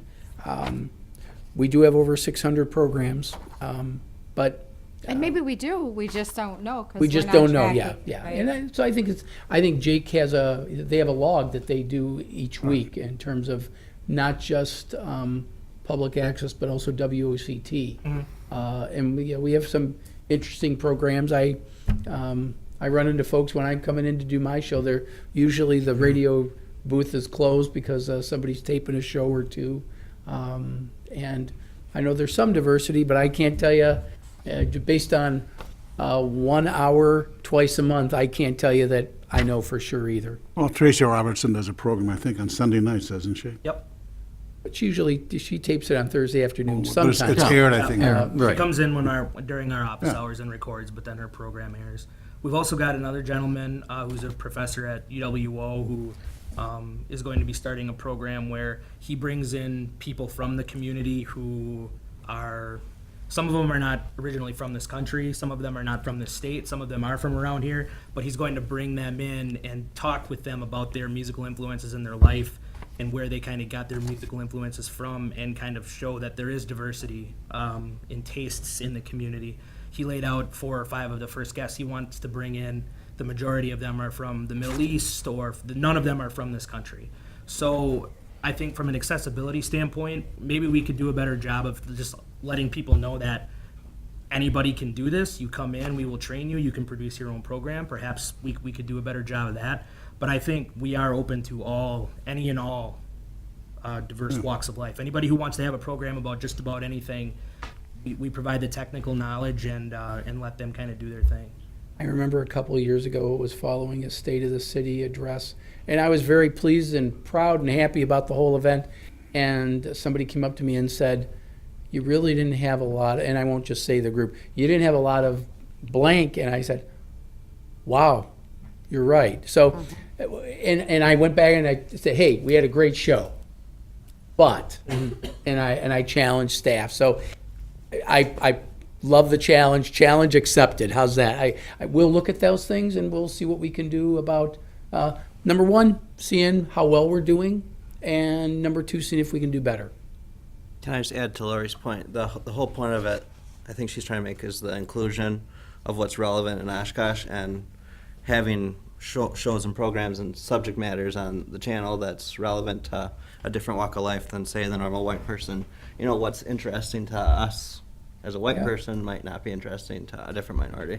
I know that over the years, I've gotten calls, not very often, but every few years I get a call, and it's complaining about a different perspective Lack of on the world. programming. And I've gotten complaints about our program. So I know we have some. I can't tell you we have a lot, and you may look at that and say, well, that's no big deal. And but we know that we have some other programming that's there. But we'll take a look at it. I think it's a good point. And I do really recommend, I mean, I do highly commend the programming that we do have. I just wanted to take this opportunity just for an educational moment. Appreciate that. Thank you. Yes. Anything else with media services? We do have some CIPs that I do want to talk about. Well, actually, one for specifically with media, but Mr. Urban's up here. We may as well just kind of go with that. On page 39, major equipment, Oshkosh Media Studio control room equipment replacement. Those of you who are on that council subcommittee a couple years ago, we talked about different things. Yep. This was kind of embedded in there because even though it's not right here in the council chambers, a lot of stuff doesn't happen unless it's downstairs on the first floor. I don't know, Jake or John, if you want to talk about the control room equipment replacement. Sure. So, council likely recalls that we've been doing this transition to digital and HD equipment over several years. I believe it predates me. Started with HD video editing equipment and camcorders, and it kind of flowed to up here, 406, 404 with the government meeting coverage equipment. We took care of county board and school board as well in a partnership with them where they reimbursed us for that. And we did master control, which is kind of the guts of our operation downstairs. And this is really the last step in that transition. And it kind of segues nicely from what we were just talking about. This would provide an up-to-date, kind of cutting-edge space, studio space, not only for staff to use for Mark's show or for municipal shows that we do, but also for the community. High-definition equipment has been kind of the standard for well over 10 years now, 10, 15 years, and not just professionally, but in the consumer space. You can't go buy a standard def video camera anymore. You can't go to Best Buy and pick one up. If you want one for nostalgia purposes, you've got to go somewhere and find it online. So we want to provide the best possible services, not only so that our content looks professional, but so that the community, if they do come in and use our spaces, which we certainly encourage, and after talking today, hopefully we can do more of that, so that they would have the best possible services as well. And just to add to that so they understand, the studio is the last piece that does not Correct. have high definition. So anything produced in the studio is in standard definition. So when may you're see- watching it, it's the letterbox You may see versus city manager's report, when you watch it online, still has somewhat of a grainy look to it compared to your council meetings if you go back and watch those. And it's got the boxes, it's in 4x3. We still record all of our studio programs in standard definition because that's what the equipment is and that's what it allows for, and you can't upscale standard def to high def. And just to add a final comment about that, we started this transition in 2010. So we've kind of been piecemealing this since funds have been available, and this really would be the very last piece to complete that transition that we started back then in 2010. Yeah. Good. Great. And then the other one, since you're on that page, we have another standard replacement budget. In this case, it's office furniture, pretty modest, but this is where you can, if you need to upgrade some of your furniture, you go through Mr. Urban's office. And Jake's leaving us so we can get back to multiple shot, because it was pretty boring, just getting one static shot. But this is a furniture equipment, and Mr. Urban takes a look at that for all departments to determine who might need something, and that's where we just budgeted in one spot. That's budgeted with cash, right, Trina? That's one of those, that's Yes. budgeted Where's with that? cash. And we have that on opportunity, page if 30. someone's getting rid of something, they can put it out there to another department if it does fit their need, or it could be file cabinets, it could be whatever. First to the family, and then out to the general public through Oshby. And these Surplus chairs come Usually from the by the convention time- center? By the time someone's done with it, Steve, It's pretty much shot. Yeah, I know, but I remember Beck borrowing a It's all ceiling once in a convention while to fill my office, so. Get our money's worth out of it. Yeah, that's I'm for sure we do. Very much so. As long as we're on that page, the administrative one, the top line, is that under this purview as well, or where does that fall? No, that falls under Ms. Larson's purview, and we probably should have discussed We it didn't talk yesterday with about her. that one. We'll No, go we back did to it not, later so then. thanks That's- for, good catch. that's fine. Trina, We can go back at another time later. yeah, it's, The contingent capital? What it is, that's something that has appeared in the last two budgets that have been approved for the CIP. It's money that is placed out in contingency, and when acted upon or put into play, it's brought forward to council to approve. I can't think of a couple of examples, but generally they're just projects that were not budgeted, that are capital in nature, that are emergency in nature. It gives us an applied funding source. The one question I had was, on the original CIP book we received a month or so ago, had a lower number. You added 25,000 to it. Any particular reason? It was actually Brad's barn. Oh. That was in 2019, and they were able to complete it within their 2018 operations budget. And so that project was removed out of the CIP and updated into contingent capital. and at this time of year, kind of that's your float. If, let's say you found something that you'd want to put more into, move it up. For example, let's just say you said, well, maybe we need 20,000 in furniture rather than 10. We'd move that down. So that's our float. We don't borrow for that unless we know we're going to use it. So we may never borrow for that. Or is that cash too, Trina? Generally, we try to make it cash. So we're most flexible. Yeah. Okay. Well, that's a good segue. If Sorry, you're, Fitz. that's okay. If you're done with Oshkosh Media, we certainly can move on to purchasing and then talk about the remaining CIP items since John's here too, if that's okay. So the other items, we touched on it earlier in the CIP book. Page 29 is a fire department staffing analysis. John's helped out a little bit with that. I know you talked a little bit about that with Chief Stanley also. And I think the other item is the fire department space needs assessment on the top of page 30. That's the corresponding item that John's also going to be helping out Chief Stanley with. As City Manager Roloff talked about earlier, we're working with FGM on the most pressing needs. The parks area was done by Bolt, but we're working with FGM on City Hall right now. And also, I think Chief Stanley is assessing how Chief Smith's staffing study is going and how he wants to proceed with his staffing study after that's been completed. And of course, being a new person, he's trying to become as familiar as he can be with the organization.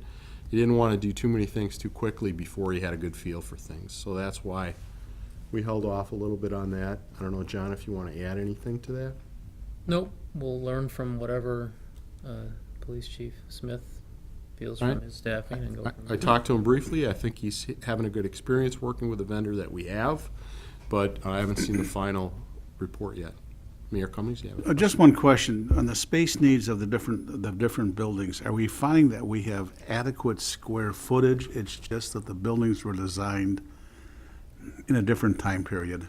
I think it really depends on the area that we're talking about. I think the council, I hope, is going to be pleased with the presentation that we have from FGM. I think they did a very thorough job, and they have some very practical recommendations, I guess I would say. They're not extravagant by any means. I think they understood what we were trying to get from them, but also respect some of the issues associated with the historical significance, for example, of City Hall, and some of those other issues that they heard from council members and staff. So I don't want to get too deeply into that because I know we talked about having a workshop in January on that. Yep, and I think part of the safety building needs space is really waiting for the completion of the report and to see what happens with FGM. Different options with the FGM report. Some are work within this building. Others included, and one option includes an option for the safety building, so it depends on where your preferences lie on that. That'll give the police department an idea of how much space is available there for their needs. And council had a really good discussion this morning about the remainder of the building, and the answer pretty much lies in storage, but storage is still a legitimate issue. There were some really good discussions Right. that happened this morning, and those are the types of things that I think the safety building will take a look at. Yes, We and I- have what we have. It's not perfect, but we have to take a look at those things and how we make do with what we have, as imperfect as some of those resources might City be. Manager Roloff said exactly what I was going to say. I think, the fact that we assumed ownership of that building and the structure of it, the fact that it's held together kind of in a tethered manner, limits our ability. There's actual cables that hold the walls together in that building because of the unique structure of it. It limits our ability for weight distribution and remodeling options. So there's some unique things associated with that building. That's why I'm not trying to sidestep your answer, Councilmember Herman, but I think it depends on the building. Yeah. And when we get to fire, of course, you all know it's going to be unique because we have multiple facilities and the geographic location of those and what is our service area. And I know you were talking earlier too about our contracts with existing municipalities that surround us too. So it's going to be a complex assessment, I think. Yeah, just a little question on that piece of it too, and that is, when they were doing the assessment, I realized that the beach building is now privately owned. However, it is in a TIF, and there's, some connectivity as well as proximity, and I'm just wondering, when they were looking at space needs and that, there is a significant amount of shared office space and/or meeting space in that building. I guess I'm just kind of curious as to whether or not that was looked at for potential. We didn't look at other buildings, or FGM hasn't looked at other buildings outside of the ones that we own right now at this point. They first took a look at what our space needs were, and our space needs did not exceed Okay. our current footprint beyond about 7,500 square feet. That was about it. And they have three basic options to deal with that. One is really kicking the can down the road. That's probably option 3, not option 1. The one is expanding this building a little bit, basically pushing out to the parking lot, moving the council chambers down, and then utilizing these wide stairways and wide hallways a lot more efficiently. We're not a high school. We haven't been for quite a number of years. You can say 50 years. Yeah. Right. And I guess really what I'm saying is, was there like a cost comparison of what it would cost to add that or do those modifications versus say, and I'm not saying this is a perfect answer, but versus say contracting for space Because next of door? because of the space we have, that we know is available at the safety building, that is essentially option 2. What Okay. can we do to push things out without changing the building too much? But at the same time, they also acknowledge with that, and I guess that's where FGM can probably give you more details. And they were at the league meeting last week, so Right. I pushed the mayor over to their booth. So the mayor got a little bit of briefing on it. Well, again, when this building was converted back in the 60s, they left the halls as they were for a bunch of high school students. So they're a huge amount of wasted space. Restrooms are on both ends, which goes back to girls' rooms, boys' rooms.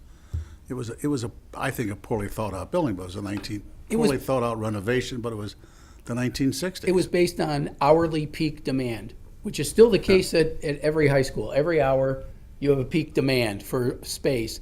And then for 50 minutes every hour, that space is completely wasted. Yep. But here, it's a slow in and out all day. And I would make add additionally too, Councilmember Palmieri made the comment earlier about, how people perceive things and what lens are they viewing issues from. When this building was constructed, there wasn't an awareness associated with ADA either. Exactly. So I think, we're compliant, certainly, but can we do better? And how can we better serve the public? And I think the option that, City Manager Roloff kind of pointed to, not to steer you in any direction, takes all those issues into consideration and has the solutions that address most of those issues. So it's really going to be up to the council to decide, what you'd like to do and how you'd like to Well, the address restrooms, all the those. restrooms aren't compliant now. Correct, and once we start tweaking the building a little more than what we have done, then we trigger the ADA Right. requirements and things like Right. that, which, quite honestly, is probably a godsend, because we don't need these wide stairwells. Right. And we're not making good use of those things. I mean, the only regret I saw out of the whole study was that we have to do this elevator. And I'm not telling you to second guess the recommendation or the decision you made, but it's quite possible if you went with redoing this building, you're talking $15 million anyway. The $100,000 that we spend on the elevator is minor, but that about be the only wasted money that we've had Right. spent over the last I few think years. they did a really nice job, without getting into it too deeply, but we're getting into it a little bit, identifying the needs and then coming up with options that will address these needs. One option addresses the needs, the other ones kind of kick the can down the road a little bit Just- more. Because Mr. Urban's here, just one brief comment or question on the safety building needs. Are you going to look at anything in the jail area at all? Or is it just basically first floor and the basement? I think they'll review the whole building. Okay. Because I know Chief Smith said basically, because, and again, the way the building's built, if they can't take out a lot of the cells and a lot of those things upstairs. But I just think that that's a lot of building for just a lot of storage. No, I think it'll be the same approach as we've taken before, which is take a look at the whole building and see how we can utilize it. Right? Okay, good. I think that's critical. Just, then we can put that little horse to bed. When you see the FGM analysis, and you'll be getting the report, we'll get it out to you when they finalize. Yeah, we'll get it out to you well in advance of the workshop, and I think they did do a real nice job. We'll see what you think, but I think there's some good information that we can use to plan for the future, and it sounds like that was the council's focus. Right. But I think we can take care of our needs on campus, regardless of which option you select. Just one other thing on page 70, just a little concern, I guess, is the amount of P-card spending, which is credit card spending of our employees that have that access capability. It seems to be going up year after year after year. And it was like, it looks like from 16 to 17, it was about $300,000. We are monitoring that and keeping good tabs on that? Absolutely.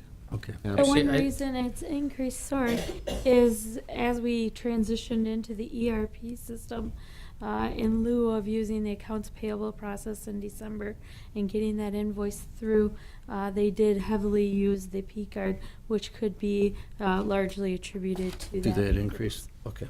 But added controls, and that's, I think, where council. That's where I'm at. We added some controls and some things, because I know it's levels. I mean, I have one for the county, and I can only go up to like $500 limit, stuff like that. So we have. I think all year, I've probably approved maybe one or two increases in spending authority under a P card.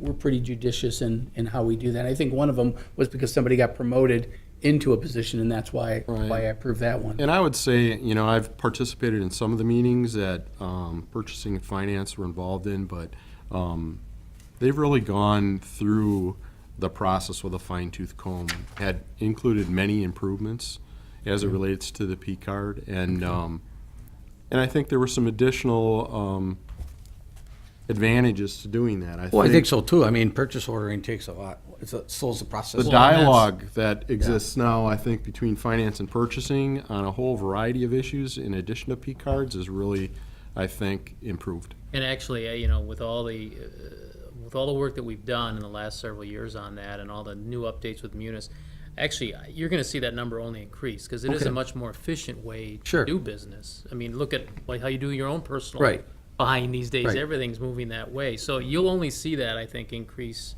as we move forward. And I think that's a good thing because it's going to save us money. And our ability to track and report, do all those things are enhanced, certainly, but it will even be more enhanced when ERP comes on board. Okay. But I'll certainly keep an eye on it. I mean, I appreciate you bringing it up, Steve, because, it's awkward in the room, but we had an abuse of that. We had Yes. somebody stole from the city, taking advantage of holes in this system. We've tightened those holes, but I haven't forgotten, and you haven't, and I don't want you to, because I certainly don't. So I just brought it up. Have No, there been thank you. any other instances since then? The answer is no, but Not that the, they know of. yeah, the We're, answer is we we're hope aware not. But I think we've tightened it up. But even though this is upped with the change with the ERP, we have to take a look at that. We cannot just rest that things are okay. I went to a session last week at the league conference on stealing, and it takes fraud and whatnot, and haven't even had a chance to talk with staff about it because we came back to budget sessions. But it exists, it's real, and we can't tolerate it. We have to be vigilant all the time. One last thing before we leave, and I know we got Mr. Larson coming up. We've done a lot of stuff at the convention center and the parking lot at the hotel. Do we have anything coming in 19? Am I missing something? We're going to finish the, on the ground level of the ramp, there's some gravel in the curb area. That's got to be addressed next spring.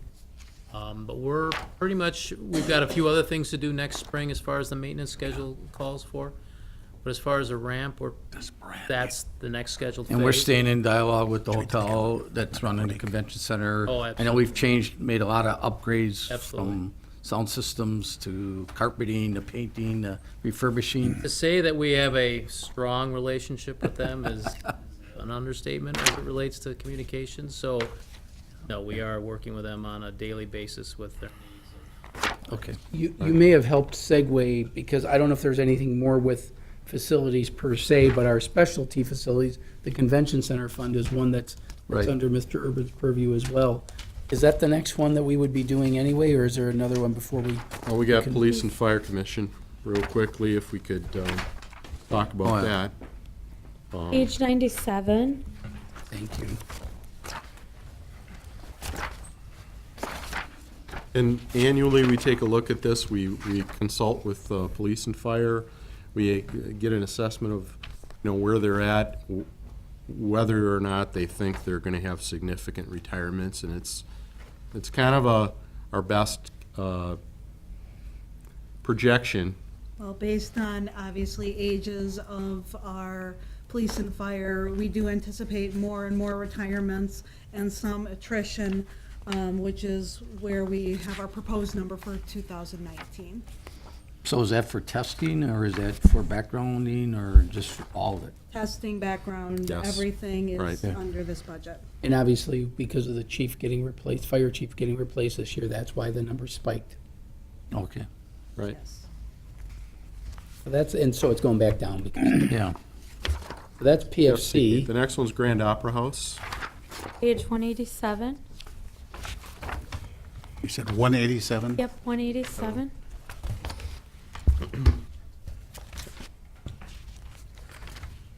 So we've, John talked a little bit about some of the improvements that have taken place at the Grand Opera House recently. John, you wanna talk a little bit more about that? It's been pretty quiet this year outside of the HVAC repair or replacement on their stage unit that is underway currently. Not a lot of major issues. We did have to repair the lift. They have a handicap lift there as you are in the lobby, but that was covered under our service agreement, so that worked out well for us. Outside of that, it's been a pretty quiet year for updates there. Right? The only thing, we dissolved the board, and now this is coming under Landmarks Commission as far as the building itself, not programming. Right. And we still work regularly with both Mr. Furlow and David Lang, the operations coordinator, so to, of course, uphold any of the lease requirements for maintenance. So that works out. Okay, The next item is the safety and worker comp budget. that's So page that's, 203. and Paul was up here earlier talking a little bit about insurance in general. This is more specific to worker compensation. We're a self-funded worker compensation program. That's been very successful for us over the years. We are always monitoring our fund balance and taking a look at potential claims that might be on the horizon. That also is a little bit of a projection because we can never tell exactly when some of the claims are going to take place, and the folks have the ability to make claims for a significant period of time after an injury, so it makes it a little more difficult to project, but I think we're making some progress, certainly with our fund balance, and also Paul's position is budgeted in this budget also. Just one comment, page 204, under count projects, special services, it kind of bounces all over the place. What goes into special services? Those are actual claims costs that are the self-insured part of it. So if we have a bad year, that's where the number's gonna go high. And that's what, I have a genuine concern about the fund balance, and Mr. Greeninger and Ms. Larson and I have looked at that. I mean, 200,000, I don't think is enough, and but we've had some rough years. If you take a look at that number that you're looking at, Steve, and the number at the bottom of page 203, injury cost by year, there's a very close correlation between those two. Yeah. And as we've had higher claims, anything over 250 is bad. And you can see our previous years, we've had 312 and 264 that's shown on page 204. That's our claim history. And Those are injuries that were paid for in that particular year. It could be from previous years. It could be somebody who brought up an old claim and we're paying for it that year. We did get good news this year. I don't have it in my hands yet, but we had a company struck one of our bus drivers, and that actually went to court, and out of the $122,000 that we paid out, we're getting approximately $116,000 back. So that's gonna help go in the fund, which we are trying to build. Okay. And the other, it still makes financial sense for us to be partially self-funded by the tune of $470,000. They run the numbers for us, so it's, And you can and the other good news is, and I'm not gonna jinx myself, I hope, so far at the end of September, everybody knock. our claims are only at $61,000 or something like that. So we still have 3 more months to go, but Yeah. it's been pretty quiet. In 2015, if you look at page 203, 2015 wasn't a very bad year. That was 130,000. So the last couple of years have been a little rough, but the reimbursement, I think, is going to help us. That's not reflected in this. And so that's something that'll actually improve that issue. And if we get a good claim year, again, anytime we're below that budget number, that's money that raises our fund balance. I'd like it to be closer to 400, so you can, that's why I'm commenting on this, because I'm a little uncomfortable with it. And we had a couple rough years, and that's why we've had to ratchet up the claims. The budget's up about 30,000, and that's what we need to do to hedge our bets. Okay. Okay, the next one should be pretty quick. It's a facility improvement fund. It was a budget that was set up based on the revenue that we 261. generated from the safety building, but because that revenue is no longer coming in, Finance Director Larson is phasing that budget out, and that's why you see zeros in the 2019 column. Most of the improvements we've made, virtually all of the improvements we made over at the PD in recent years were as a result of this fund. So it was put to good use, but it's now served its purpose. So I know it's a long, tedious trek with administrative services for more reasons than not. So we're getting closer to the end. We have just 2 left. What page? Convention centers on 263. 263. And then the last budget is Parking. the last couple budgets. We have the ramp and the health insurance fund. So We have 3. convention center, This is really probably more appropriate called room tax fund, but it's. yeah, So is the miscellaneous room tax Yes. estimation? Yes. So we're anticipating to be a little low, and I think Amy Albright at the CVB is confirmed that she believes that number to be correct. And we check in with Dan Shetter because, you know, that's where the bulk of our conventions are. Right. And Dan kind of confirms that. But Dan's also said that they've had, they knew from bookings that they were anticipating this to be a little dip this year. So he didn't seem at all concerned, even though the number's down. Yeah. They've planned accordingly, so Saw him last Wednesday, he said September was the best September they ever had. They had a record month.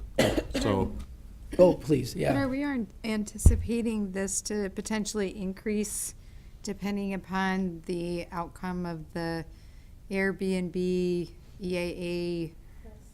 We're not counting on it, but the answer to your question is yes. But we're just being conservative and treating it as if nothing's happening, but that's something that, I think that's an excellent point, because that could really, we could capture a significant amount of revenue if that it moves forward like we think it's going to. What's our time frame on that again, that discussion? not soon enough, but Currently, it's being worked on by staff. In our last meeting, we were planning on bringing that in the December, January timeframe for ordinance adoption by council. Will And that I- impact our expenditure restraint, though? no, No, fortunately, that's the one because that it's, doesn't, this right? is kept in a separate fund, that's all very, and that will protect us, and that'll also help pay off that debt. Trina annually re-ups that debt retirement. It's not in here, but she's got a debt retirement schedule that, especially now that we have that additional debt that we got with the state trust fund loan for the improvements that Mr. Urban is working on with Mr. Shetter over at the hotel. We're on track with those things.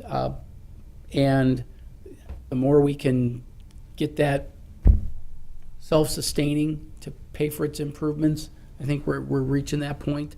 Our old debt is going to be paid off next year. Is it next year or the year after? I think it's 2020. That's old debt. And so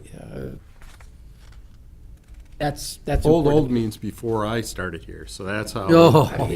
It's not much of an That's exaggeration. Confederate Mr. currency. Roloff, Yeah. would that Right. also require some tweaking of our ordinances somehow in relation to the definitions of temporary housing and what falls into that room? That's more of a question that Ms. Larson and Ms. Lawrenson have been working on. Okay.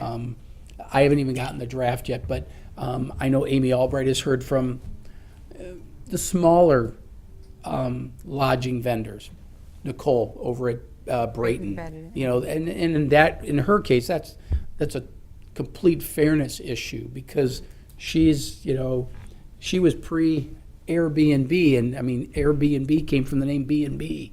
And certainly she wants it from a fairness standpoint, and she's absolutely right. So I think we're going to get a bump. We're not counting on it, though, just because we want to see how much are we missing in terms of collecting those room taxes, but it's only fair that we do that. But I think we're managing our debt well, and any extra will help us accelerate that debt repayment. Because we have, with the exception of the state trust fund loan, everything else is debt that's pretty manageable. We still owe a little less than $1 million. We'll have to get the last number before Deb retires. The number that we owe the community foundation, the state debt, that's the one that's rigid, and then paying us back for advances that we made to that fund for old debt as well. So the city is also owed some money. Probably about $500,000 or so right now, if I'm not mistaken. But in any event, I think we've got it under better control than we ever have, and I think it's reaching the end of some of the debt. But 2020 is when we will pay the original loan payment off. from that we 2007, right? Took off, 2009. And so the city has carried a balance forward because there wasn't sufficient hotel, motel room tax in those initial payments. The city has carried forward the balance that they have covered with general funds. And so once we do pay off that that debt, we will then be able to recover those funds that we used for, to subsidize the payments. In 2018, we are also starting the state trust fund loan payments, and that would be our 1.5 million that we borrowed to provide for the next future years of capital enhancements that are needed at the convention facility. It's really not that old then. It's 2009, it's not Yeah, that not old. that old. But but out of the $1.8 million that you saw with the room tax, $1 million goes to the CVB. And then the rest, 183,500, we've identified for the grand. That's not a mandate, that's just more, that literally goes back to when Bill Free was city manager. The council direction was keep the grand off the property tax bill. And so this is what Mr. Free had done back in the 70s, or excuse me, the 80s, to ensure that the general property taxes did not subsidize the grand, but it's essentially come from the room tax. That's by tradition. The council could change that in a heartbeat, but then the council has an agreement with the grand to fund this on an annual basis. So it either comes from this fund or from the general property tax dollar. And Mr. Free would remind me if the council changed that policy. And I would pass it on to you, but it really is, you pay me one way, you pay me the other. But that's where we cover the grand out of. And then the balance, Mr. Urban does with his maintenance supervisor, Mr. Smith, to just address everything over at the convention center that we're required to do under our agreement.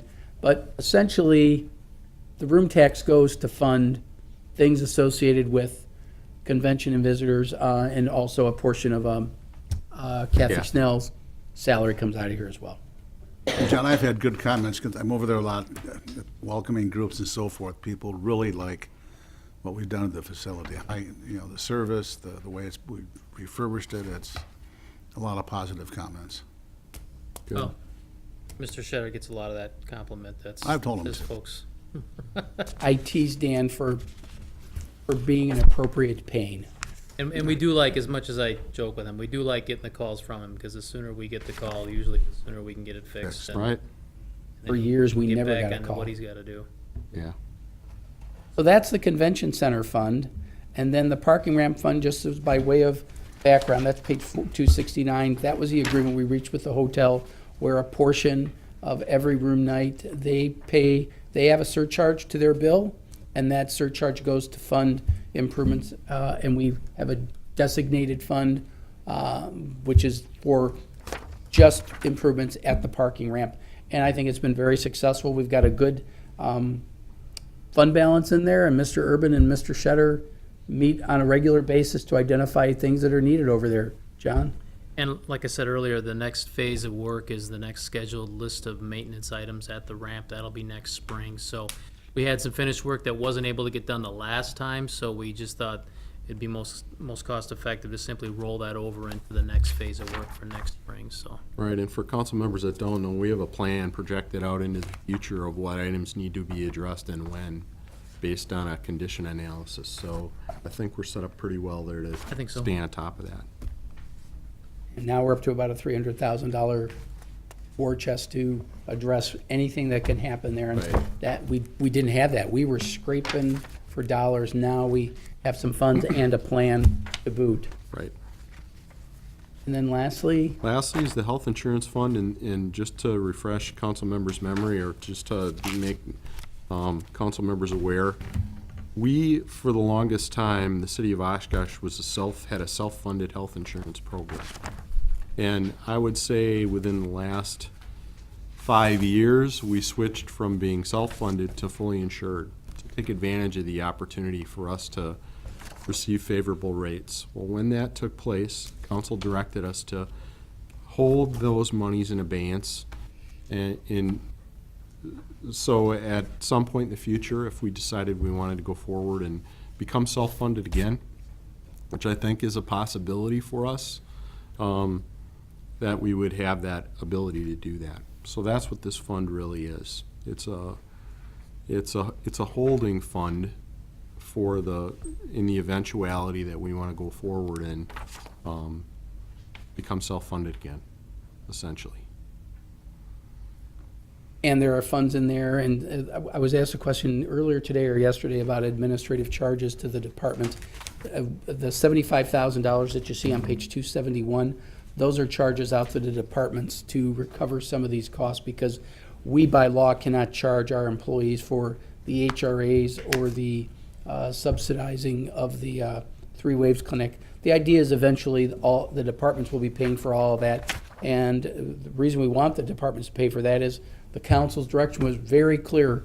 They wanted to save this money for the possibility of us going back to a self-insured plan. So we're kind of going to draw our line in the sand at about 1.7 million so that we can have that for whatever time in the future we choose to exercise that option.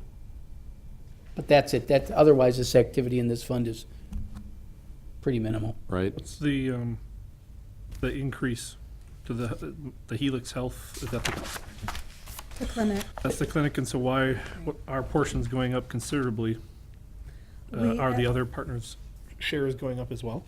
Yeah, as more and more utilization, the costs are going up. I think we are getting good return on investment for that, but we do want to plan that we are going to be above the 200,000 that Anthem gives us, or Aurora gives us, to run that, and the additional 50,000, of course, we are responsible for. But again, I believe that we are getting good utilization, and this is actually helping keep our costs down on the insurance, side. Just to answer though, our partners' shares, are they They share proportionately. Proportionately. So we have about, just to recap that, we have about 20%, it's based on covered lives. So we have about 20% of the covered lives in our partnership. The county has, I believe, 30%, and the school district has the other 50%. So then it's all based on proportion. Anthem is our health insurance provider. They give us a little bit of that, but they're just not giving us enough to cover the cost. Or the first year of Three Waves, the contractor we had basically paid for the clinic. Now it's not so much, they want to keep a cap on it. So it's not that the cost of the clinic have gone up that much, but the reimbursement from the insurer hasn't been as great. So we got to pick that up. And we're going to have to pick it up through those charges to departments. But expenditure restraint wise, we were trying to soften the blow for that. So we'll absorb a little bit this year and hopefully be able to absorb the whole thing in 2020. That's Administrative services. Be Yep. happy to answer any other kind of questions. a bag of nuts, If just kind of there- saying. I guess That's literally. no further Yes. questions. You want to do a quick 5-minute, sorry, Brad, can we do a 5-minute break? Sure. Thank you. Thank you. Thank you. Thanks, guys.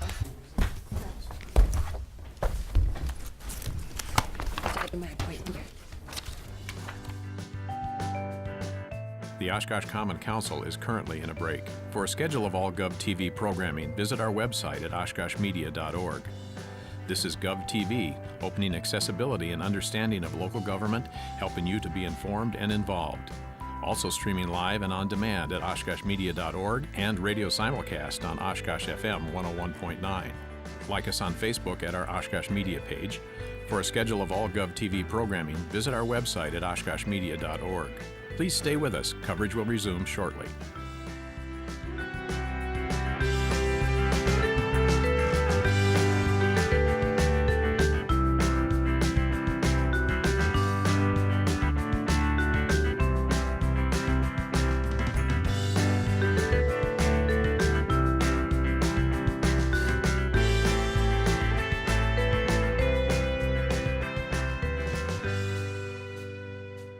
The Oshkosh Common Council is currently in a break. For a schedule of all GovTV programming, visit our website at oshkoshmedia.org. This is GovTV, opening accessibility and understanding of local government, helping you to be informed and involved. Also streaming live and on demand at oshkoshmedia.org and radio simulcast on Oshkosh FM 101.9. Like us on Facebook at our Oshkosh Media page. For a schedule of all GovTV programming, visit our website at oshkoshmedia.org.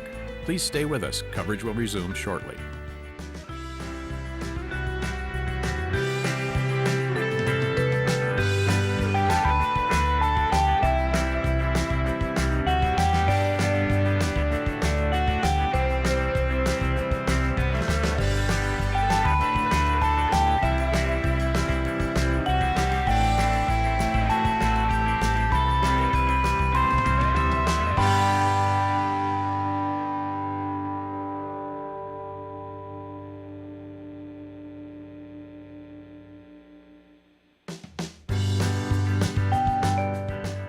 The Oshkosh Common Council is currently in a break. For a schedule of all GovTV programming, visit our website at oshkoshmedia.org.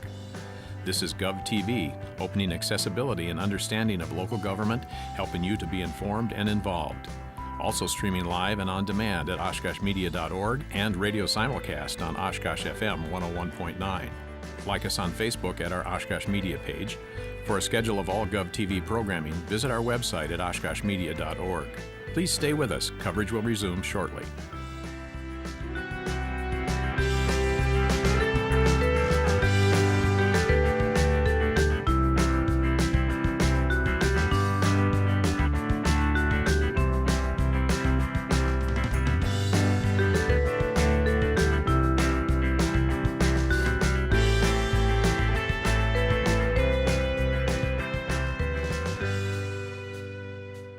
The Oshkosh Common Council is currently in a break. For a schedule of all GovTV programming, visit our website at oshkoshmedia.org. This is GovTV, opening accessibility and understanding of local government, helping you to be informed and involved. Also streaming live and on demand at oshkoshmedia.org and radio simulcast on Oshkosh FM 101.9. Like us on Facebook at our Oshkosh Media page. For a schedule of all GovTV programming, visit our website at oshkoshmedia.org. Please stay with us. Coverage will resume shortly.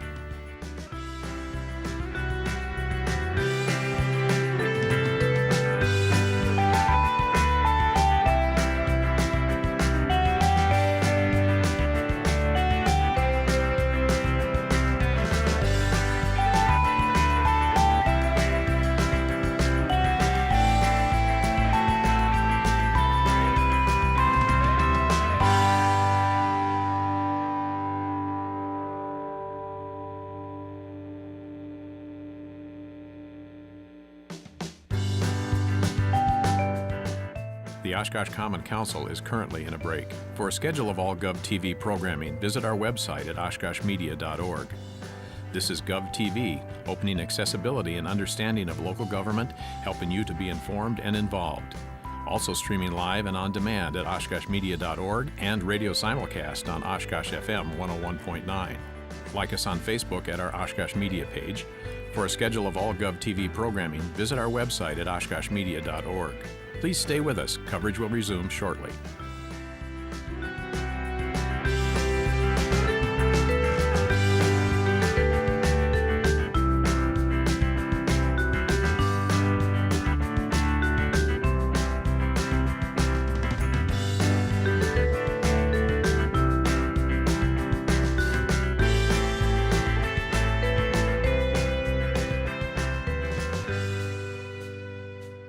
The Oshkosh Common Council is currently in a break.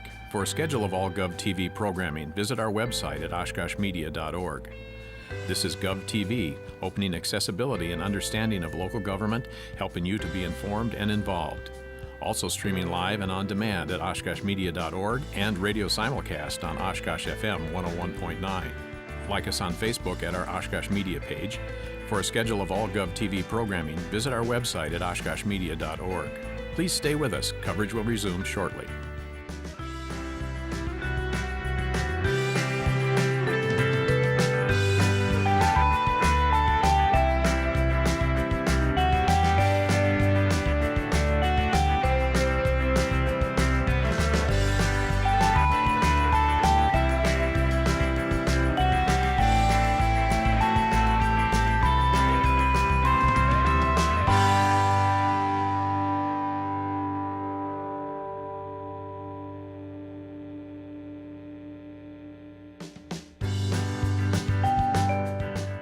The Oshkosh Common Council is currently in a break. For a schedule of all GovTV programming, visit our website at oshkoshmedia.org. This is GovTV, opening accessibility and understanding of local government, helping you to be informed and involved. Also streaming live and on demand at oshkoshmedia.org and radio simulcast on Oshkosh FM 101.9. Like us on Facebook at our Oshkosh Media page. For a schedule of all GovTV programming, visit our website at oshkoshmedia.org. Please stay with us. Coverage will resume shortly.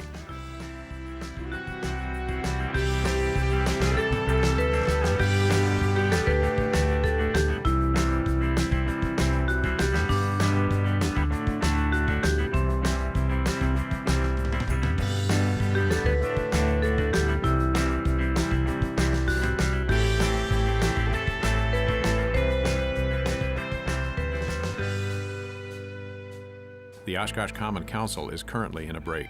For a schedule of all GovTV programming, visit our website at oshkoshmedia.org.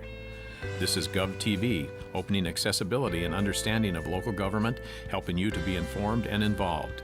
Also streaming live and on demand at oshkoshmedia.org and radio simulcast on Oshkosh FM 101.9. Like us on Facebook at our Oshkosh Media page.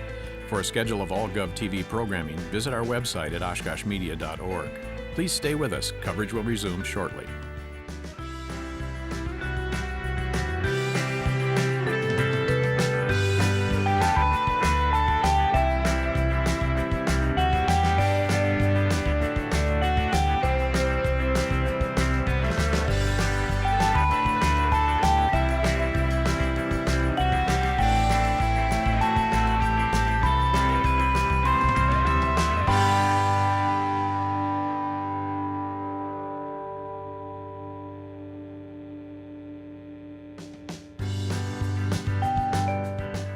The Oshkosh Common Council is currently in a break. For a schedule of all GovTV programming, visit our website at oshkoshmedia.org. This is GovTV, opening accessibility and understanding of local government, helping you to be informed and involved. Also streaming live and on demand at oshkoshmedia.org and radio simulcast on Oshkosh FM 101.9. Like us on Facebook at our Oshkosh Media page. For a schedule of all GovTV programming, visit our website at oshkoshmedia.org. Please stay with us. Coverage will resume shortly.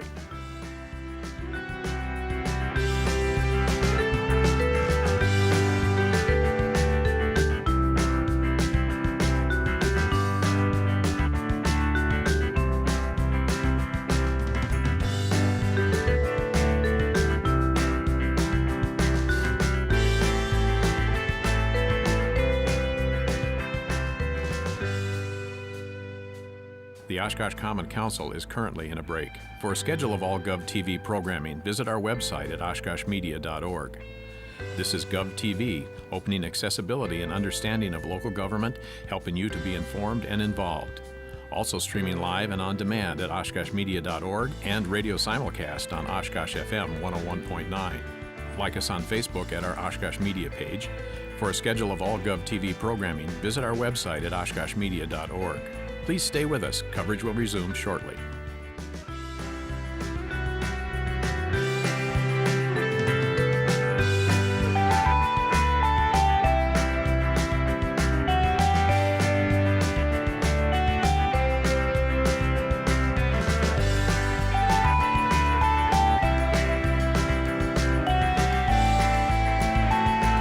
Director Larson from the museum. 181. Excuse me, 181, yep. Thank you. There you go. Okay, well, I know it's been 2 long days for you guys. I'll try to be entertaining as well as informative. And the last.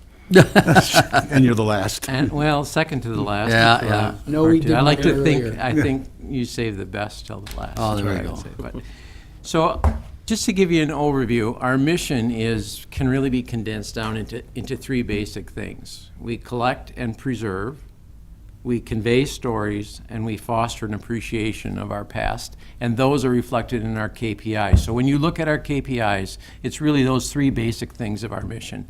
And our mission really hasn't changed over the decades. How we achieve that mission has changed, but the mission itself really hasn't changed. And our strategic plan, which has a number of long-term and short-term goals, are really tied to those 3 things that I just mentioned. And at any given time, we can have a variety of projects in some type of development. It could be conceptualization and planning, looking for funding, implementation. There's always some project in the works, and most of our big projects are multi-year projects, just like most of the other departments. And I think a lot of the council members and probably the public know our very public activities like exhibitions and programs and that sort of thing. And we've been really successful with those. Maybe the best known right now is the World War I Commemorative Committee, because we're kind of reaching a plateau on that. On November 11th at 11 o'clock, all the bells will ring in town, or many of the bells, and it's part of a nationwide remembrance of the war. So that was a cool project. We had a lot of community contacts, and that's one of the things we're really trying to do is strengthen our community contacts and the way we relate and interrelate with community groups. And it's always a balancing act depending on our staffing and our financial resources, but we always go back to those three core responsibilities. There's a couple of things that maybe aren't as well known as those exhibitions and programs, and I'll just touch on those. We had an assessment of our foundation, that's both the Sawyer Home and the Steiger Wing. We have a reoccurring water problem in those buildings. And over the last 5 years, it's really gotten worse. So during spring thaw, periods of heavy rain, we have water infiltration that comes in. It's really getting worse. So we had an assessment of that foundation. And in the 2019 CIP, we're going to be developing the specifications to repair the foundation. And obviously, it's our highest priority because anytime you have a foundation issue, especially with a big masonry building like that, it can cause all kinds of other structural issues. So that's a big accomplishment for us to really get that assessment done and find out what the problem was. And as Trina Larson said, she called it Larson's Fire Barn. So yes, Larson's Fire Barn, the 44-year-old building that was taken care of earlier this year. Took 26 years to accomplish it, so took a lot of patience to get it done. But now that corner is free of that old building, and it really opens up that gateway corner so you can see the museum, and that's a big accomplishment. Looks very nice. It does. It really does. And I have to say, probably the thing that I am probably most proud of is our ongoing effort to make our collections accessible. So with a big collection, we have about 300,000 items in our collection. This is an ongoing project, so it's never going to be completed. We have about 20, maybe 22,000 items that are accessible to the public. But that's the whole reason we hold these things. We hold them so that they're available to the public, and it's something I'm really, really proud of. So now, looking at next year, we again set elevated goals for the museum, pretty major goals. And the reason we do that is because we are really committed to making the public museum the very best it can be. So while we don't have a huge facility in terms of physical size, we make up for it in quality and in service. And we've been recognized at the national level for what we do, and you all know that. So looking ahead to next year, we're going to be laying the groundwork through conceptual planning for a sporting and recreation exhibit. And then we'll be doing the background research for the new second floor exhibition, which is called Deep Roots Growing City. So that probably won't be implemented for another 3, maybe 4 years, depending on funding. And then we'll be moving the Menominee clan figures to the museum. We're really excited about that. So we'll be working on that. And we're working on a project with the fire department, doing an exhibition and educational materials with that. And I think it's just appropriate for me to comment on our relationship with other departments, because part of the museum's success truly is the fact we get such interdepartmental cooperation. And we really enjoy working with all the departments when we can, whether that's the fire department and the thing we're going to be doing with them this coming year, or maybe helping Public Works through some of our archival maps showing early industrial sites. It's really a wonderful relationship, and that fire barn project actually couldn't have been done without streets and parks and some of the other folks that helped us out. We have a couple of capital projects. The most important one I mentioned is the foundation spec for repair of the foundation, but also re-roofing of the carriage house. And John Urban and his team will be working with us on that. The carriage house roof is leaking, and it has leaked for some time, so that's really a big priority for us to get that re-roofed. Is that a special kind of roof, Brad? Is that Well, for it historic purposes? Do we have to? Great question. It has slate now, but it probably will not have real slate when it's re-roofed. Mr. Roloff and I have had this conversation. Real slate is significantly more costly than artificial slate. So, right now, the Broke my heart plan to say no. But is to that- I had to say artificial no. slate. To that point, does the museum fall under any of this historic tax credit type, because we're not? Not Because we really. don't have any taxes We to pay, we don't just have any, collect. right. Okay. But according to the state, and correct me if I'm wrong, they will bend on roofs. I mean, the Morgan House, we redid the roof Yeah. this summer, and they did bend a bit because of the cost of cedar and finding a source, and I think the same So thing what you're was gonna slate. replace it would be almost the same material look, but a different Correct. type of material. Visually, it'll obviously. be the same. But if Okay. you were looking at slate, you're probably looking at around $250,000 for a roof. Okay. That's a lot of money. Sure is. All the roof repair issues we had, I mean, took a couple years to work through the issue, but it was a very difficult decision to make. And we, Speaking of we a actually quarter- tried to find grant funding to make the difference between the two types of material, but it's just not out there for that. So, but that's an important CIP project because that's our main collection storage facility. Oh, speaking of $250,000, it looks like that's what's put in the CIP for the design phase of the Steiger Wing entrance. Yeah, so that's the Pretty last steep. thing I was gonna talk about, so it's a perfect segue. So we've done all the, I'll say, easy CIP projects. The one that you see there is the modification to the Steiger Wing. And that's gonna be probably the most challenging. Challenging for a number of reasons, both engineering, physical, and then financial, funding it.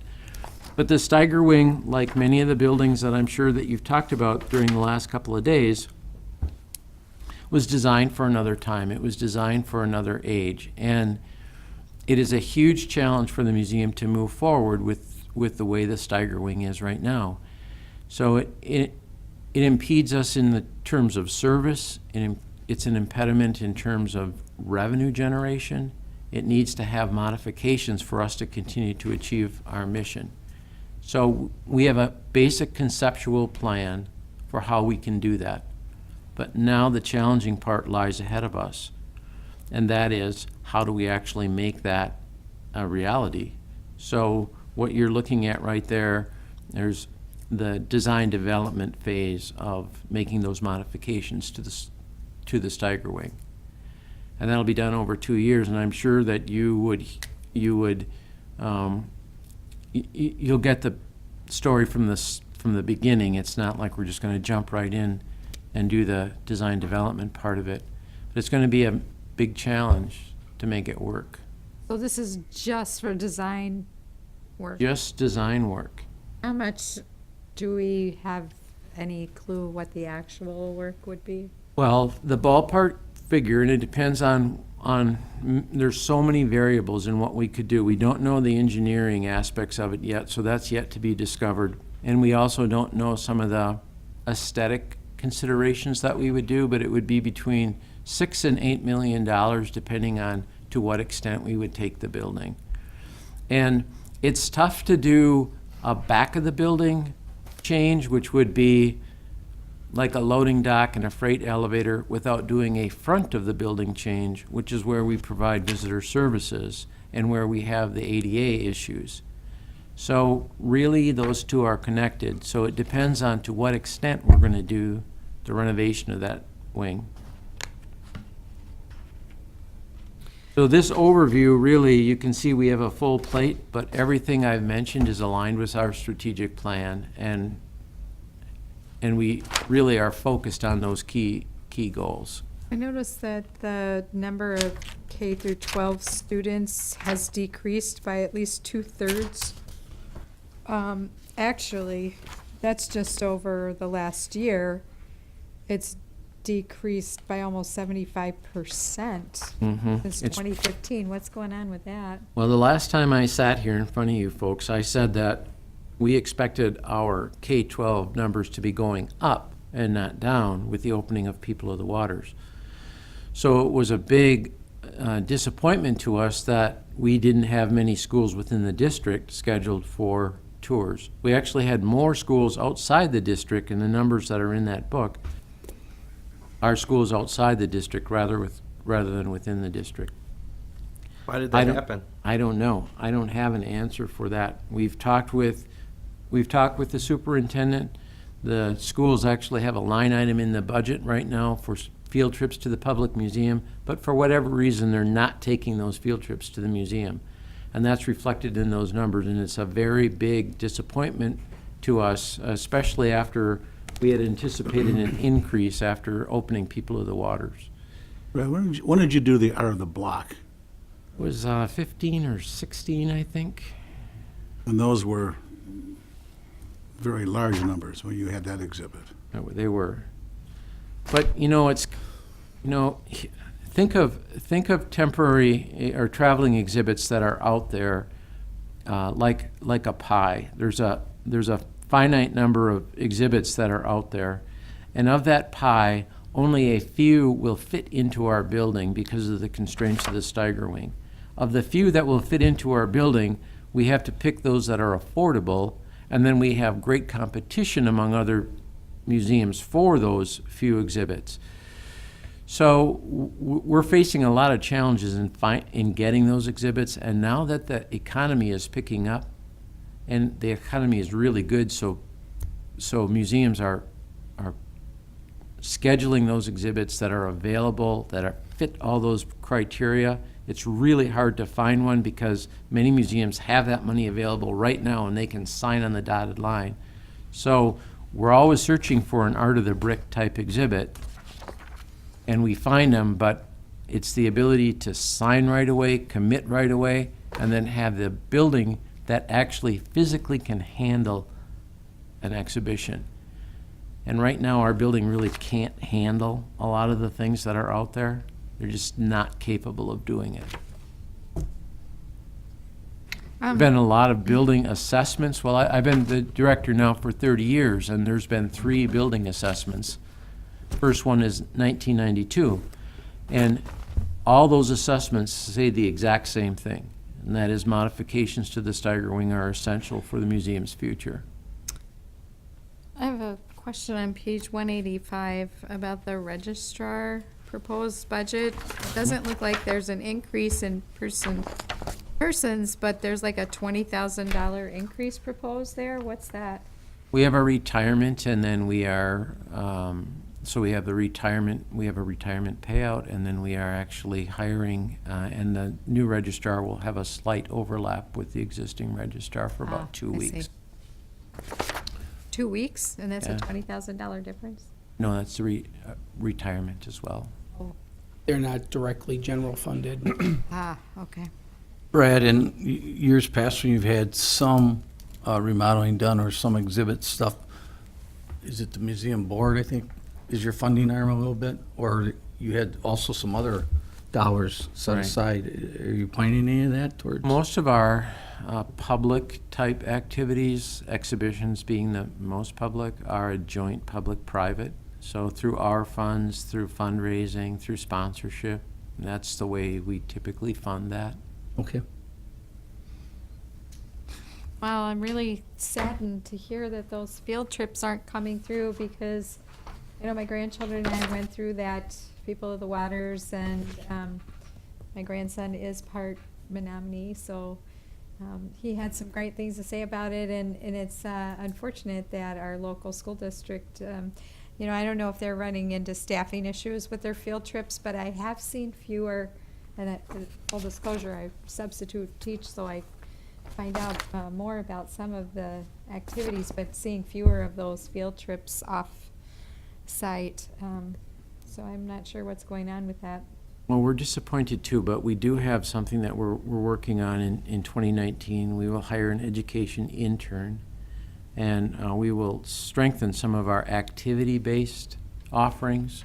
So rather than just tours, we'll actually have activities as well. That was actually something that came up during our accreditation review.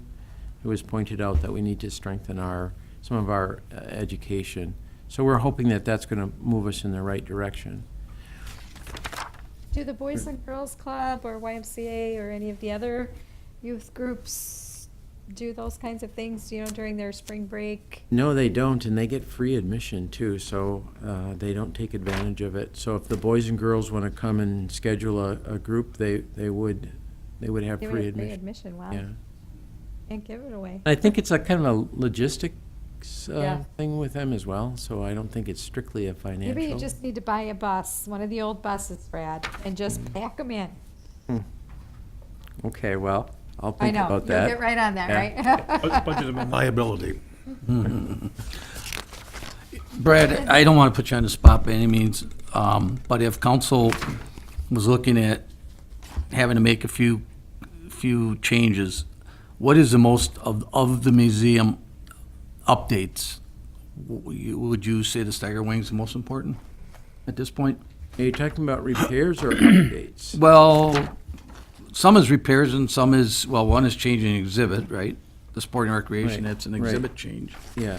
The other ones look like two are repairs, and then, of course, the third one would be the wing expansion renovation Correct. design, so. So we have the repairs, that foundation is our number one priority. We really need to get those specifications done. The roof of the carriage house is the number two because it's leaking. That's not directly in my budget, that's actually gonna be in John's Okay. budget for all facilities. Okay. But the Steiger wing is one of those things that's been delayed and delayed and delayed for many times. Right. And I think it really needs to go forward, especially now that we have experienced staff and we can really utilize that in-house experience before it's lost. And so I think that the design development part of that really needs to move forward. I'm not proposing any of these get cut. I actually support all of them, because I think the museum is an asset to the community, and it's something that we need to continue to support as a council and as a community. So I'm just kind of wanting to get in order. Sometimes the other departments said 1, 2, 3, 4 was the order of the priorities. I just kind of wanted to know what you felt was your priorities. Brad, the stagger wing was, I think, added before you came, but that was a public-private partnership after the death of Bill Steiger. There was a fundraiser. Right. That financed a portion of it. The remainder was private. Yeah. Sid, think do you it was recall the? I think about 50-50, although don't quote me on that. Okay. And it was designed, I think, in 81. The construction started in 82, and it opened in 83. Okay. But again, it was designed for museum exhibits back in the 80s, and there's been a big change in how other museums do Right. their exhibits and so forth. So it's. And at the It's time, they outdated. didn't do traveling exhibitions, and there's that grade change in there that if you think of the museum, it's got a high first floor, so there's a grade change right there at the entrance. Question for you, and I'm pretty sure I know the answer, but let's make sure it's publicly stated. You reference maybe in previous CIPs, this has been in there, this maybe has been pushed off at different points for the Steiger renovation design part, phase 1. No, it hasn't been in the CIP for quite some time now, so I'm gonna guess over a decade, Okay. well before Mark came. All we have in the CIP is the design portion of it. This is one of those projects that falls into that favorable economic conditions category. And Brad recognizes this is a major league ask. And for him to, get out and trying to do some fundraising is absolutely gonna be part of this. That's why you won't see it, and I just double checked. You won't see it in years 3, 4, and 5. You just see the design, because then we're kind of in a holding pattern, because this is a sizable project, and you've heard, this is the last of the departments, you've heard all the asks except for Public Works. Whether it's City Hall or Parks or Compass Way, I mean, this is where kind of the rubber meets the road type of thing. It is a big ask, but I second Councilmember Herman's statements, definitely in support of it, and not looking to pull anything from from the museum at this point. It's quality of life. We talk about that every other Tuesday night.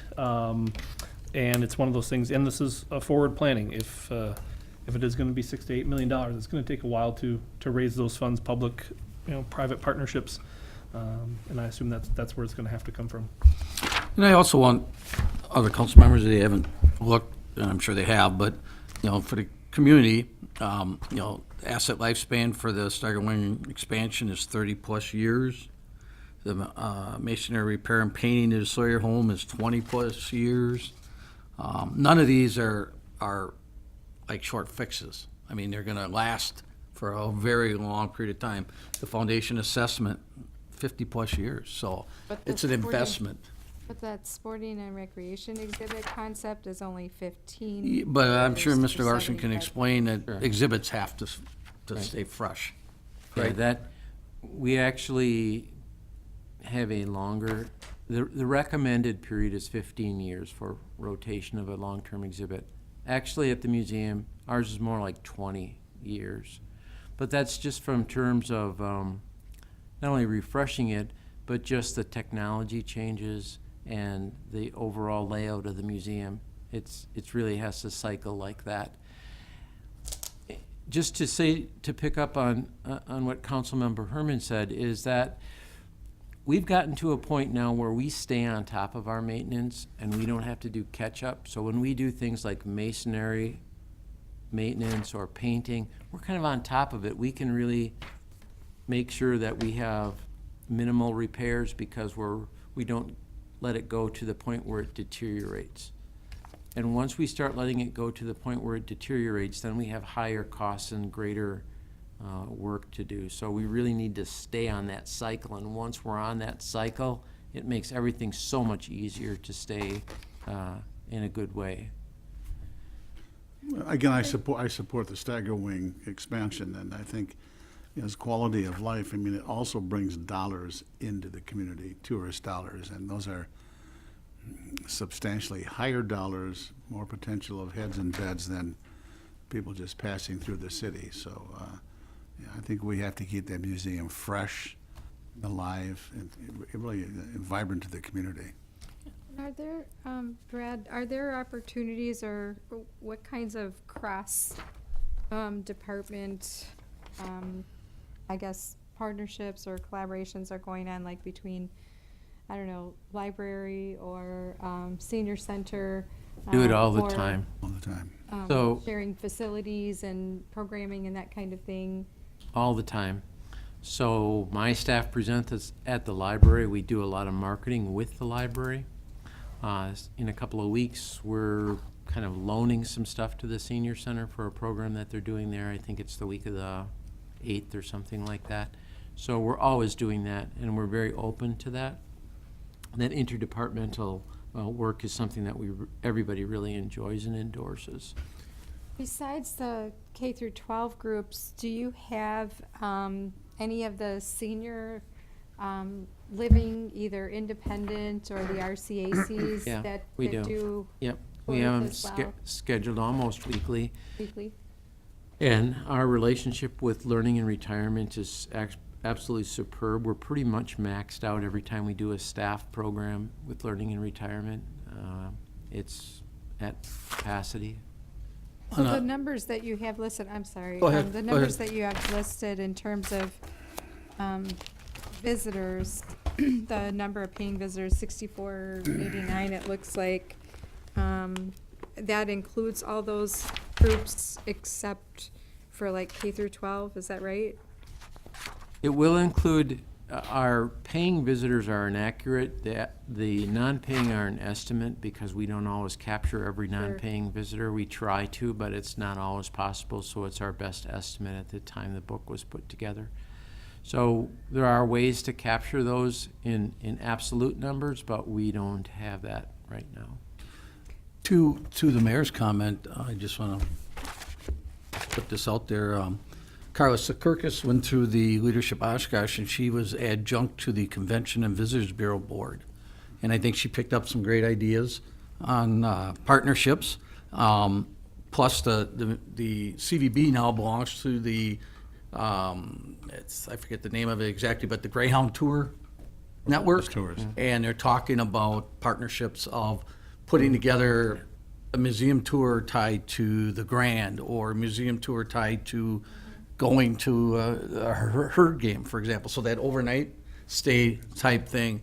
And as the economy shifts, now more and more of these Greyhound bus type tours are becoming more and more popular. So I think there's an opportunity here that we showcase our museum. Yes. Like we showcase the Grand, and some of these package deals will bring people to Oshkosh, and so I think there's a great opportunity, and I just think having her on our board for, I think it's 6 months that they're on as an adjunct, that she picked up a lot of good ideas, I would hope.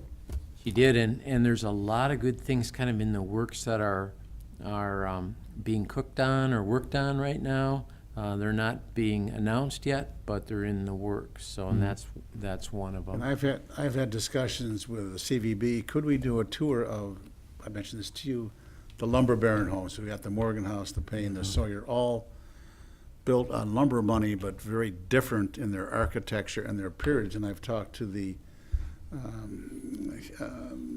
group up in Neenah. I said, could we extend that to, right, here's what the lumber folks did based on the wealth created by the Fox and Wolf River, and here's what the paper families did in Wisconsin. So we'd be bringing people in for hopefully more than a day to tour I think both it's- cities and the architecture. So I think I'll just mention that I was contacted, I didn't have a chance to return the phone call, about one of the pedal pubs, pubs? pedal bars, that they want to do a tour based on Fox River, or it's based out of Fox River Brewing, and do the Algoma neighborhood, include the museum and the Payne and up and down that area, so.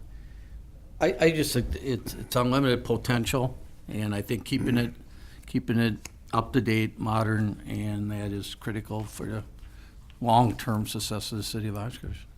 When Brad and I were having these discussions, we talked about the numbers, and it started out very similar to the conversation that Deputy Mayor Palmieri started with. And Brad said, well, the dilemma I have is that I can't attract a lot of the exhibits that would normally attract Right. people. Some they fit well. The Titanic exhibit was a huge success. Art of the Brick, huge yeah. success. And you can take a look at his numbers. When he can fit one of those magical ones in, it does great. And the dilemma is, in order to get those big ones, more of those popular ones, for lack of a better term, I got to have the right space and be able to basically get them in the building. And the lack of a freight elevator. So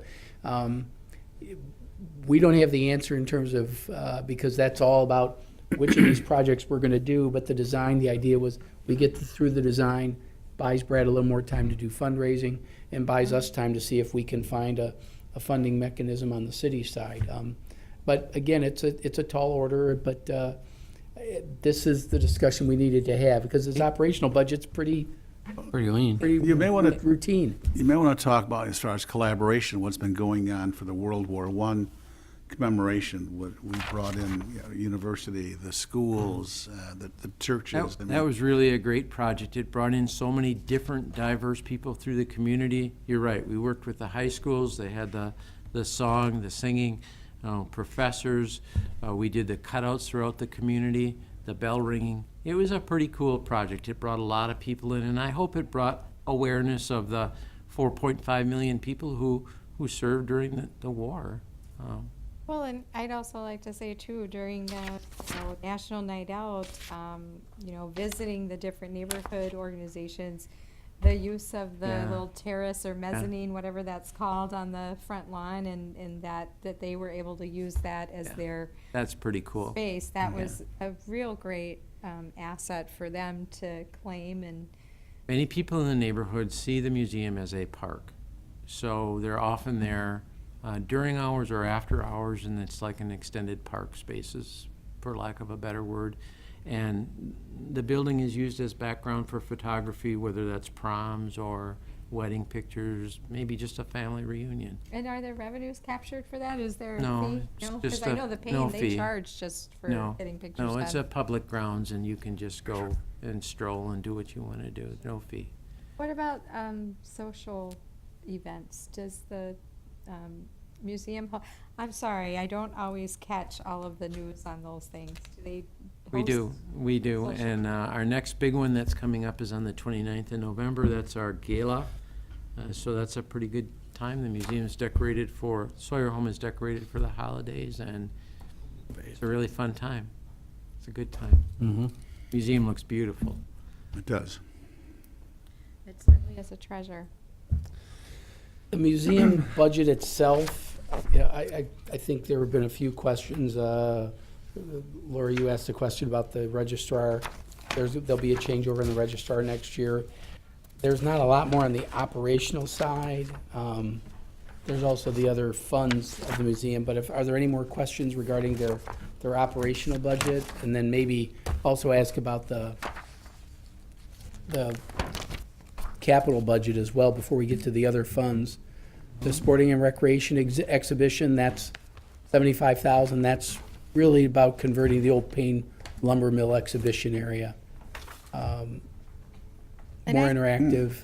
I had the pleasure of taking a young man with my granddaughter just maybe a month ago, and he had never been, and he was like 13 and really impressed with that. And he said, it looks just like Westworld.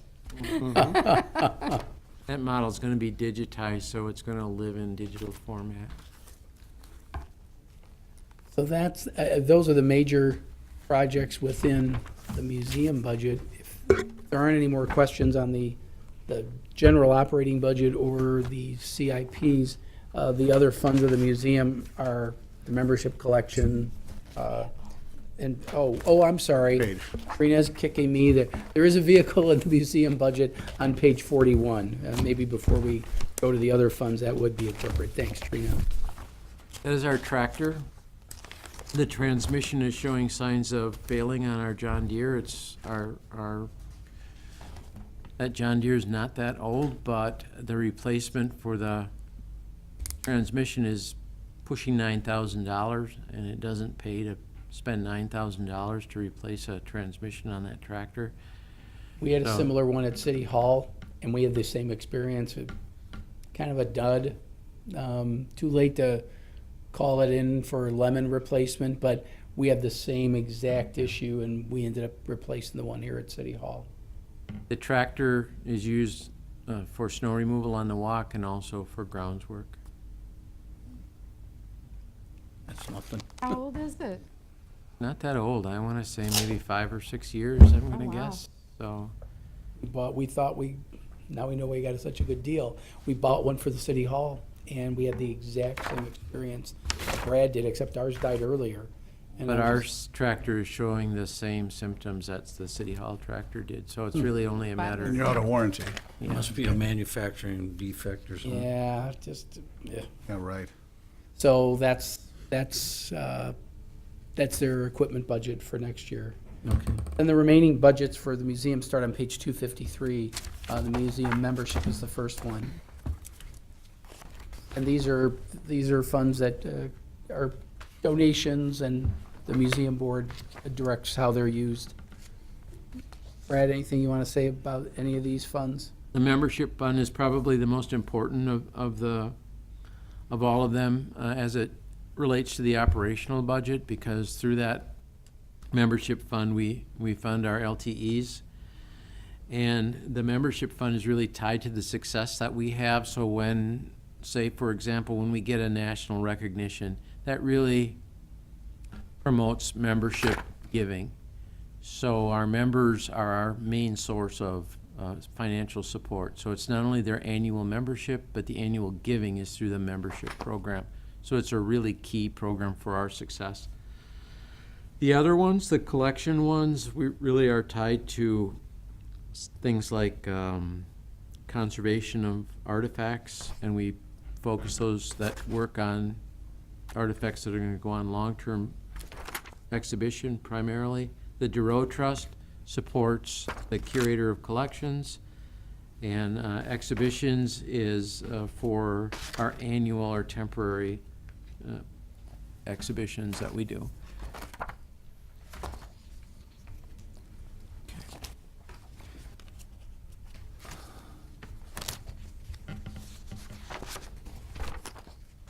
We even, other than the Doral, we don't have any other funds connected to the museum, do we? Yes, we Yes. do, but they're at the foundation. Oh, okay. So we have an endowment at the foundation, we have another collections fund at the foundation, and then we have our capital fund at the foundation. The capital fund we've had for a number of years, it's got about $300,000 in it. And when we receive building donations, that's where they go. And those donations are earmarked for this Steiger Wing Okay. project. All right, very good. Those are the balance of those funds. Mm-hmm. If there are no other questions, I guess we're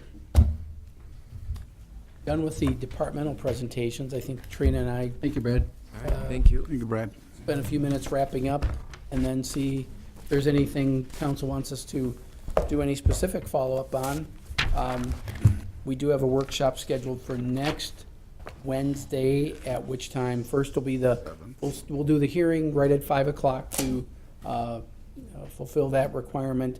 Then we'll have the Long Range Finance Committee join you for a brief discussion on their discussions regarding vehicle registration fee and the different options they've considered. And then we'll segue into capital improvements for public works and then in general. And pretty much is going to be about the favorable economic conditions, which after hearing, and Brad's probably was a really good example of that in terms of what projects, are on the radar screen that are subject really to that, which means they can't happen without favorable economic conditions. Probably number one, because of the imminent nature of it, is Compass Way. But obviously, all of those things will come into play. And I think where Trina and I wanted to leave you with, how's your voice? I can do this. Would you prefer that I do it? No, You can it's okay. Okay, all right. That's okay. Thank you. So we started with the budget amendment sheet. There's 3 staff proposals on here. How this now updates is if each council member, if they have groupings of items that they would like to propose. Why don't you make sure that the sheet, This make one- sure everybody's on the right sheet. Yep, one Jake has, the No, yeah, you're small somewhere print. We have the running tally on the tax rate. Yeah, If you send your groupings, what I'll do is I'll put your name and your groupings on this spreadsheet to be released on Friday. If you need any help authoring or balancing what you want to propose, please feel free to reach out to myself or City Manager Roloff. What we're operating from is we've got it's right around 400,000. So a combination of proposed amendments should equal no greater than more than 400,000. If the council were to choose to levy fund 400,000 of additional expenditures, what that would mean is about 6 cents to the mill rate.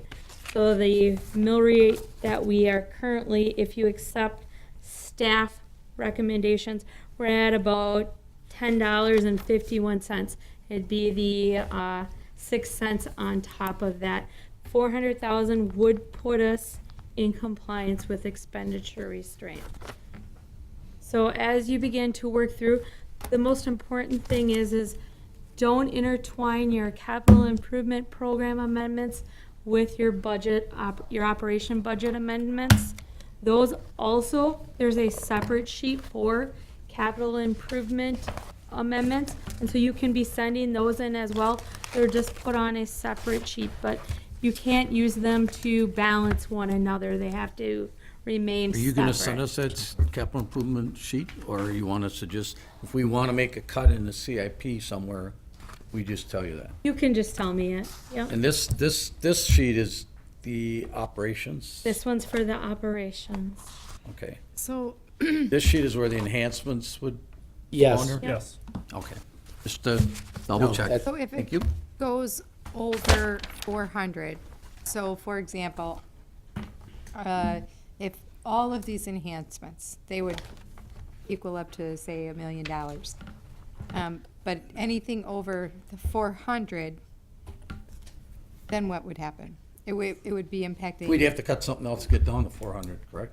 Yeah, because we would jeopardize, let's just say, you ERP. wanted all million, you're gonna jeopardize Expenditure restraint. expenditure restraint, So it's so, really gonna cost you 2 million because you'd lose the million. yeah. Yeah. So the idea is that you have 400 of room. Now you can choose to say, well, I like the tax rate where it is, but I'd like these enhancements. Well, then we have to back out some other expenditures somewhere else. And we're going to be looking at different ideas that, as we've listened to all these discussions, you've triggered some ideas that, well, can we do this in order to, either create more capacity and or reduce the tax rate so that if you do add an enhancement, that it doesn't impact the tax rate. So we'll be looking at different things as we go along too, and make some suggestions if we see anything worthwhile. And to confirm a conversation Trina and I had at either at break or at lunch, the expenditure restraint part affects the upper part of the budget up here, nothing in the levy for transit, for museum. If we have an increase down there, or an Oh. offsetting revenue. How it works is the general fund, 100% of those expenditures count against us in expenditure restraint. The special revenue funds, library, museum, transit, if you fund that with levy, the portion that is funded with levy counts against expenditure restraint. If you have another or a different revenue source that you can fund that expenditure with, then it would not count against expenditure restraint. Is that? Perfect. So, I guess one question regarding two of the possible enhancements.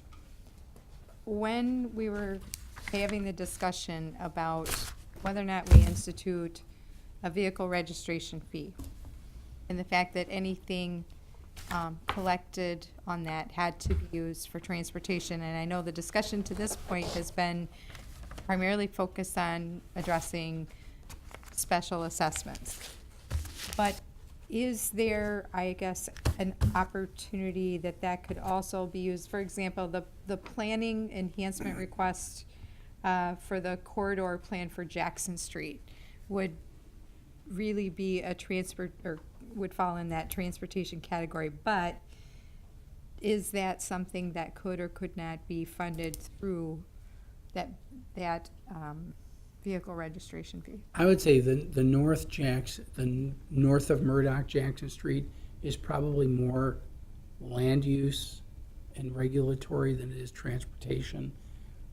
South of Murdoch, it is about transportation, and I would argue completely that would be transportation related, because that's the nature of the residents' request to you. So, I mean, that's just the for instance type of thing. Anything that we could arguably use with a vehicle registration fee, we will do our utmost to keep that off of the general fund discussion and keep it there. And that's our job to do that, so that it doesn't impact expenditure restraint. How about as weird as the one enhancement dealing with a master mechanic that's gonna be fixing vehicles and could be fixing buses and could be fixing other related city vehicles? Is that considered transportation or not really? I would say virtually all of that's transportation related, and we could easily make that argument. Is that the argument we hesitation. have? Who do we have, if there's an argument, is that with the state? Or they give us the money and we regulate ourselves? They've loosely defined, they haven't I mean, do we really- regulate ourselves to this in a sense? It's pretty self-regulated, and that's why I think it would be very easy for us to make that case. Because really, it's a matter of defining that, and if we have one mechanic, can you demonstrate that one mechanic does transportation work? That's easy, because there are probably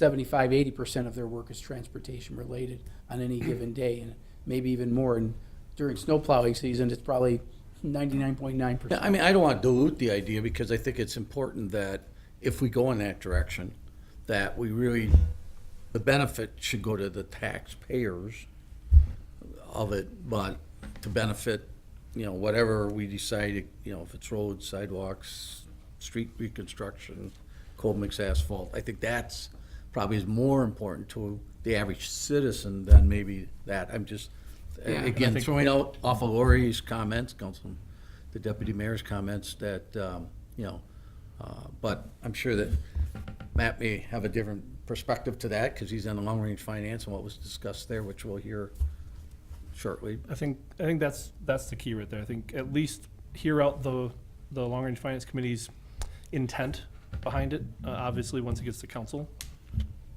it's council's purview, of course, but the intent behind it, the willingness to support something behind it, I don't want to go into too much, but because that's what Wednesday's about with that committee, but to not pilfer or pillage from it to satisfy short-term budget shortfalls, I think would go against the intent of that committee's support for it. And the challenge in that situation, so the mechanics, and this is where expenditure restraint gets a little complex, it's general fund. So even if you have an alternate funding source, it rolls up into the general fund, so 100% of it, even though it's not levy funded, it would go into expenditure restraint.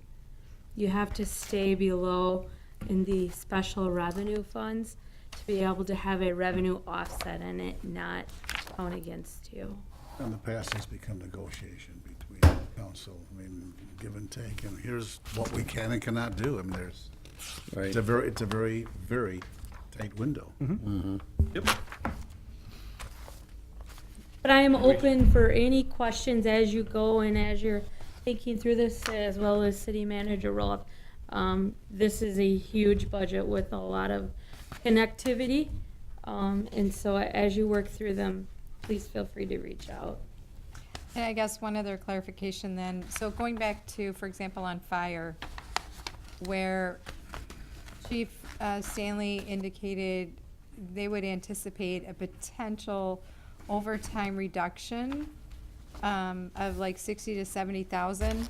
Now, I missed that part of the Okay, conversation, and so- Trina, I had asked if the enhancement, more specifically, I think the battalion chief back pay or backfill pay, if those enhancements were added in, did he anticipate a reduction in overtime? And his rough estimate was 60 to 70,000. I don't believe he was talking about the $73,000 enhancement.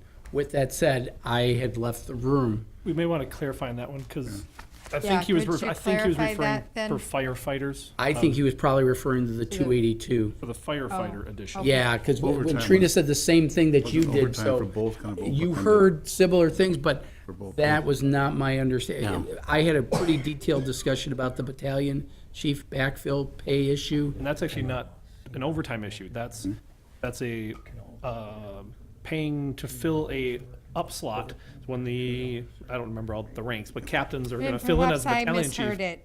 Perhaps I Well, misheard if it. you misheard it, so did Trina. I heard the Because same Trina told thing, me the which, same thing. what I wasn't I clear think is, was that's- he referring to all the positions? If we could funded be. all the Correct. positions, So is what what would I'm be the- guessing? If we added one, what might be the potential offset of overtime Yeah. reduction? If we added two, what would be the overtime reduction? If we could get that clarified. Yep. And I'll be meeting with staff tomorrow to kind of do a recap of this meeting, so we'll make sure we get that question, because Trina had that, when I came back in the room, Trina said, "Did you know this?" I was like, "No," so. And my we gotta feeling, square it my out. feeling was overtime was sort of open-ended in both. It is, places. because, a lot of senior officers that they're in their last 3 years of earnings may suck up a lot of overtime, and they're at a higher pay rate than a junior officer who might work on some overtime and he's at a different rate.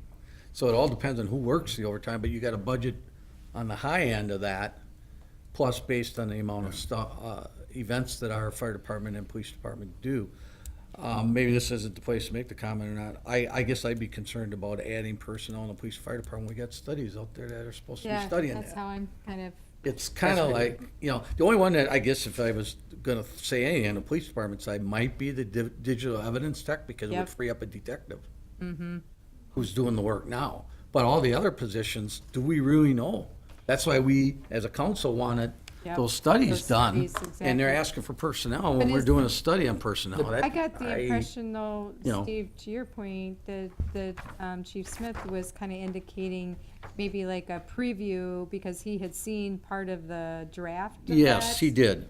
He thought one this year, two in the next 5 years. So he The might real have saw a issue- draft of the report, but The draft, and I think that was part of the theme of his discussion, was that when we shifted those officers over to the drug unit, we created a void in We did. in Right. patrol. And the idea is fill the void, refill that void, Sergeant and officer. the sergeant and the officer. And I would think, even though I don't think he was asked the same question that you asked Chief Stanley, I think if you had, he would have said that those two positions were the first ones. Well, he did did. list He them said in they order. were He all said in order. first Okay, he to did. fourth. In order And I of asked that, importance. if you had to rank them. Yep. Yeah, that's what I thought. But was at the case. same time, I remember, I think Lori, Yep. Deputy Mayor was on the council. We kind of told him, you pull this unit together, we may not have the money or the capability to restaff those, but you felt that the task force or the drug unit was critical. And it obviously has been very successful. But at the same time, sometimes you gotta give and you may not get it back right away. And not to discredit him, because the public safety is my passion and everybody knows that. We've given an officer for the last, I think, 2 or 3 years, we've given the police department a position. So, And part of your goal to me, the challenge was finding a funding mechanism, and that's challenge in the world of expenditure restraint. We're limited by what capacity we have, and that's why we wanted to create all the flexibility we could. And I wish we could give you more flexibility than $400,000. And even $400,000, you got to swallow potential levy tax increase, levy yeah. on top of a nearly 4% already, and we recognize that. But we wanted to give you as much flexibility as possible. The BC back pay, I think that is an emerging issue. I think you need to take a strong look There's at an that. obligation. If you haven't had a chance to, could John come up here just for a second? I want to ask him a question on that while BC he's back. Come out of Go ahead. the shadows, not that please. not that I want to supersede Chief Stanley, but if you haven't had a chance to talk with the battalion chiefs or just to know Right. their role, they are stretched thin, I think would be the understatement on their particular job at the moment. And before my time, obviously, you guys in the Police and Fire Commission went through the process of bringing Chief Stanley on. One of the things that was identified was a lack of a bench strength within the chiefs and within the captain ranks. And this, filling that one enhancement will really help the ranks of the officers in the fire department. My question is the battalion chief back pay, fill pay kind of a salary compression issue, or not really? It's not really a salary compression issue, but it affects multiple things. And actually, Councilmember Mugarauer, touched on a lot of the good points that the chief made. Yeah, I apologize, I had to step out. And I don't know how much Chief Stanley went into it, because I only saw a portion of his dialogue Yeah, with I'll all look of you it up. too. But essentially, Chief Franz, for many, many years, and his assistant chiefs have taken turns filling in for other battalion chiefs. And although it was well-intended, it really creates a lot of different problems. They are working essentially as on-duty chiefs. They aren't acting in the capacity that they're really hired for, to be able to orchestrate everything on a larger scale. Because they're working down, so to speak, and I don't mean that in any negative way, it takes away an opportunity for other people that may need that experience and help prepare them to work up. So it takes those opportunities away. Additionally, what it does is, because they are essentially working all the time for each other, they never get a chance to take off. So what happens is they amass a tremendous amount of leave time that they continually ask me to carry over, permission to carry over to the next year perpetually. So there's a whole variety of problems that occur, even though Chief Ron's meant well and did what he could, what needed to be done for many, many years, because the budget couldn't support it. That's what I was just gonna say. You know, Was it more budget don't related? take it the wrong way. You know, he tried to do what he thought was gonna be best. There were some unintended consequences for many years, and we knew about it. He talked to City Manager Roloff and I about it quite a bit, and there's a policy issue there that battalion chiefs are technically exempt from the Fair Labor Standards Act. A lot of people think that means that they can't get overtime. What that means is we don't have to give them overtime. But the reality is, unless we want to, we need to do something, and this is one way to do it. Eventually, it's about getting the bench strength. That is so crucial in this whole scenario. to clarify, they don't get overtime. They're getting straight time for the hours work. They'll get paid. So they're over and above, because they're salaried, over and above, if they work let's say a 12-hour shift, that's what they work, they would get paid their hourly rate over and above their salary rate. And it's part of their agreement with the city, but right now it's only set up to kick in when somebody is asked on a 24-hour notice. Like, let's say, for example, Matt's a battalion chief, and something happens, my kid has to go to the hospital for something, and I call up Matt and say, hey, Matt, can you cover me? You know, I got my kid's in the hospital, and he says, sure, I'll cover you. And he would only get pay for that time only if I would have called him inside a 24-hour period. Otherwise, he's just doing it, and they do it all the time, cover for each other. And this, just so you're clear, if any of this stuff takes place as we go forward, and it's outside that time period, they aren't going to get paid for it. This is just to allow us to bring people up, give them an opportunity to help out. There's a larger pool of people now that can help fill these time slots. That's what really this is designed to do. And it's only a stopgap measure until, as you mentioned, City Manager Herman, the staffing study can be done, and we can take a look at what is really needed. But it makes a lot of sense. That's my opinion on it. Plus, we've heard over the years, the burnout. Yep. Burnout. Another good which point, I think Mayor. affects our ability to deliver a high level of service, which is really our goal in this. We're in a service business. Exactly How do we right. continue delivering And I think high And you're level burning of those, service? you're burning those people out that are at the chief and assistant chief level that are supposed to be thinking about managing that entire department and doing what's Managing and right for the citizenry and all those employees, so. Trina and I were just talking in terms of giving the council some flexibility. If you have any skills in Excel, we would be happy to send you the Excel spreadsheet with this. So you can play with it a little bit and see what happens. a lot easier. Don't change the tax rate or anything. Let the tax rate change itself. leave the formulations alone. Yes, but if you can just plug in we've got a whole line of impacts. You can put it in, then we can cut and paste it for you. But it'll give you the ability to make adjustments, because this is not just about additions. This is about subtractions as well. And if you want a quick Excel lesson, I'm happy to do that as well with you. But in terms of that, if you want to have some flexibility, you got some ideas, give it to us Friday, and what we'll do is we'll pass it out Friday. Here's what we got so far. After next Wednesday's meeting, we'll do the exact same exercise. We'll send it out again. You can play with it again, because what we want to do is when we present it to you on the 14th, we want it in pre-approval form, as close as we can get. You always have the Option. Option. But it will be a resolution, make We're an gonna have a amendment, or resolution. how we're gonna do it? We're or hoping you don't freehand? want to change a lot on Wednesday, but you still One by retain that one. prerogative all the way Right. up to the end. Something happens, and that's your right and responsibility. But if we can give you that flexibility to kind of do some modeling on your own, recognizing that, don't put the capital improvements in there, because you can cut a capital improvement for $1 million, but it doesn't help the operating budget. But we've learned all that.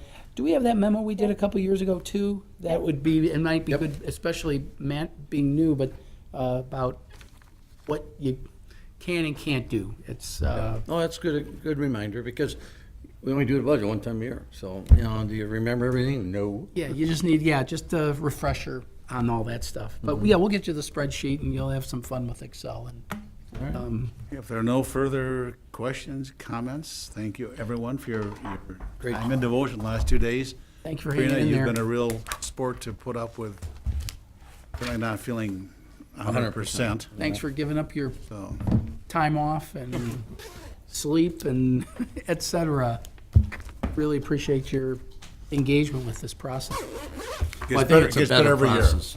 It get, Much smoother. yeah, but I also think it's better than what we used to do after council meetings or special nights, and you start That was 5, brutal. 6 o'clock and go till midnight. That just That wasn't fair to brutal. staff, and it was really hard in council, I think. When he was Oh, talking this is smooth, what, our I know third he year wasn't doing talking this? about your voice.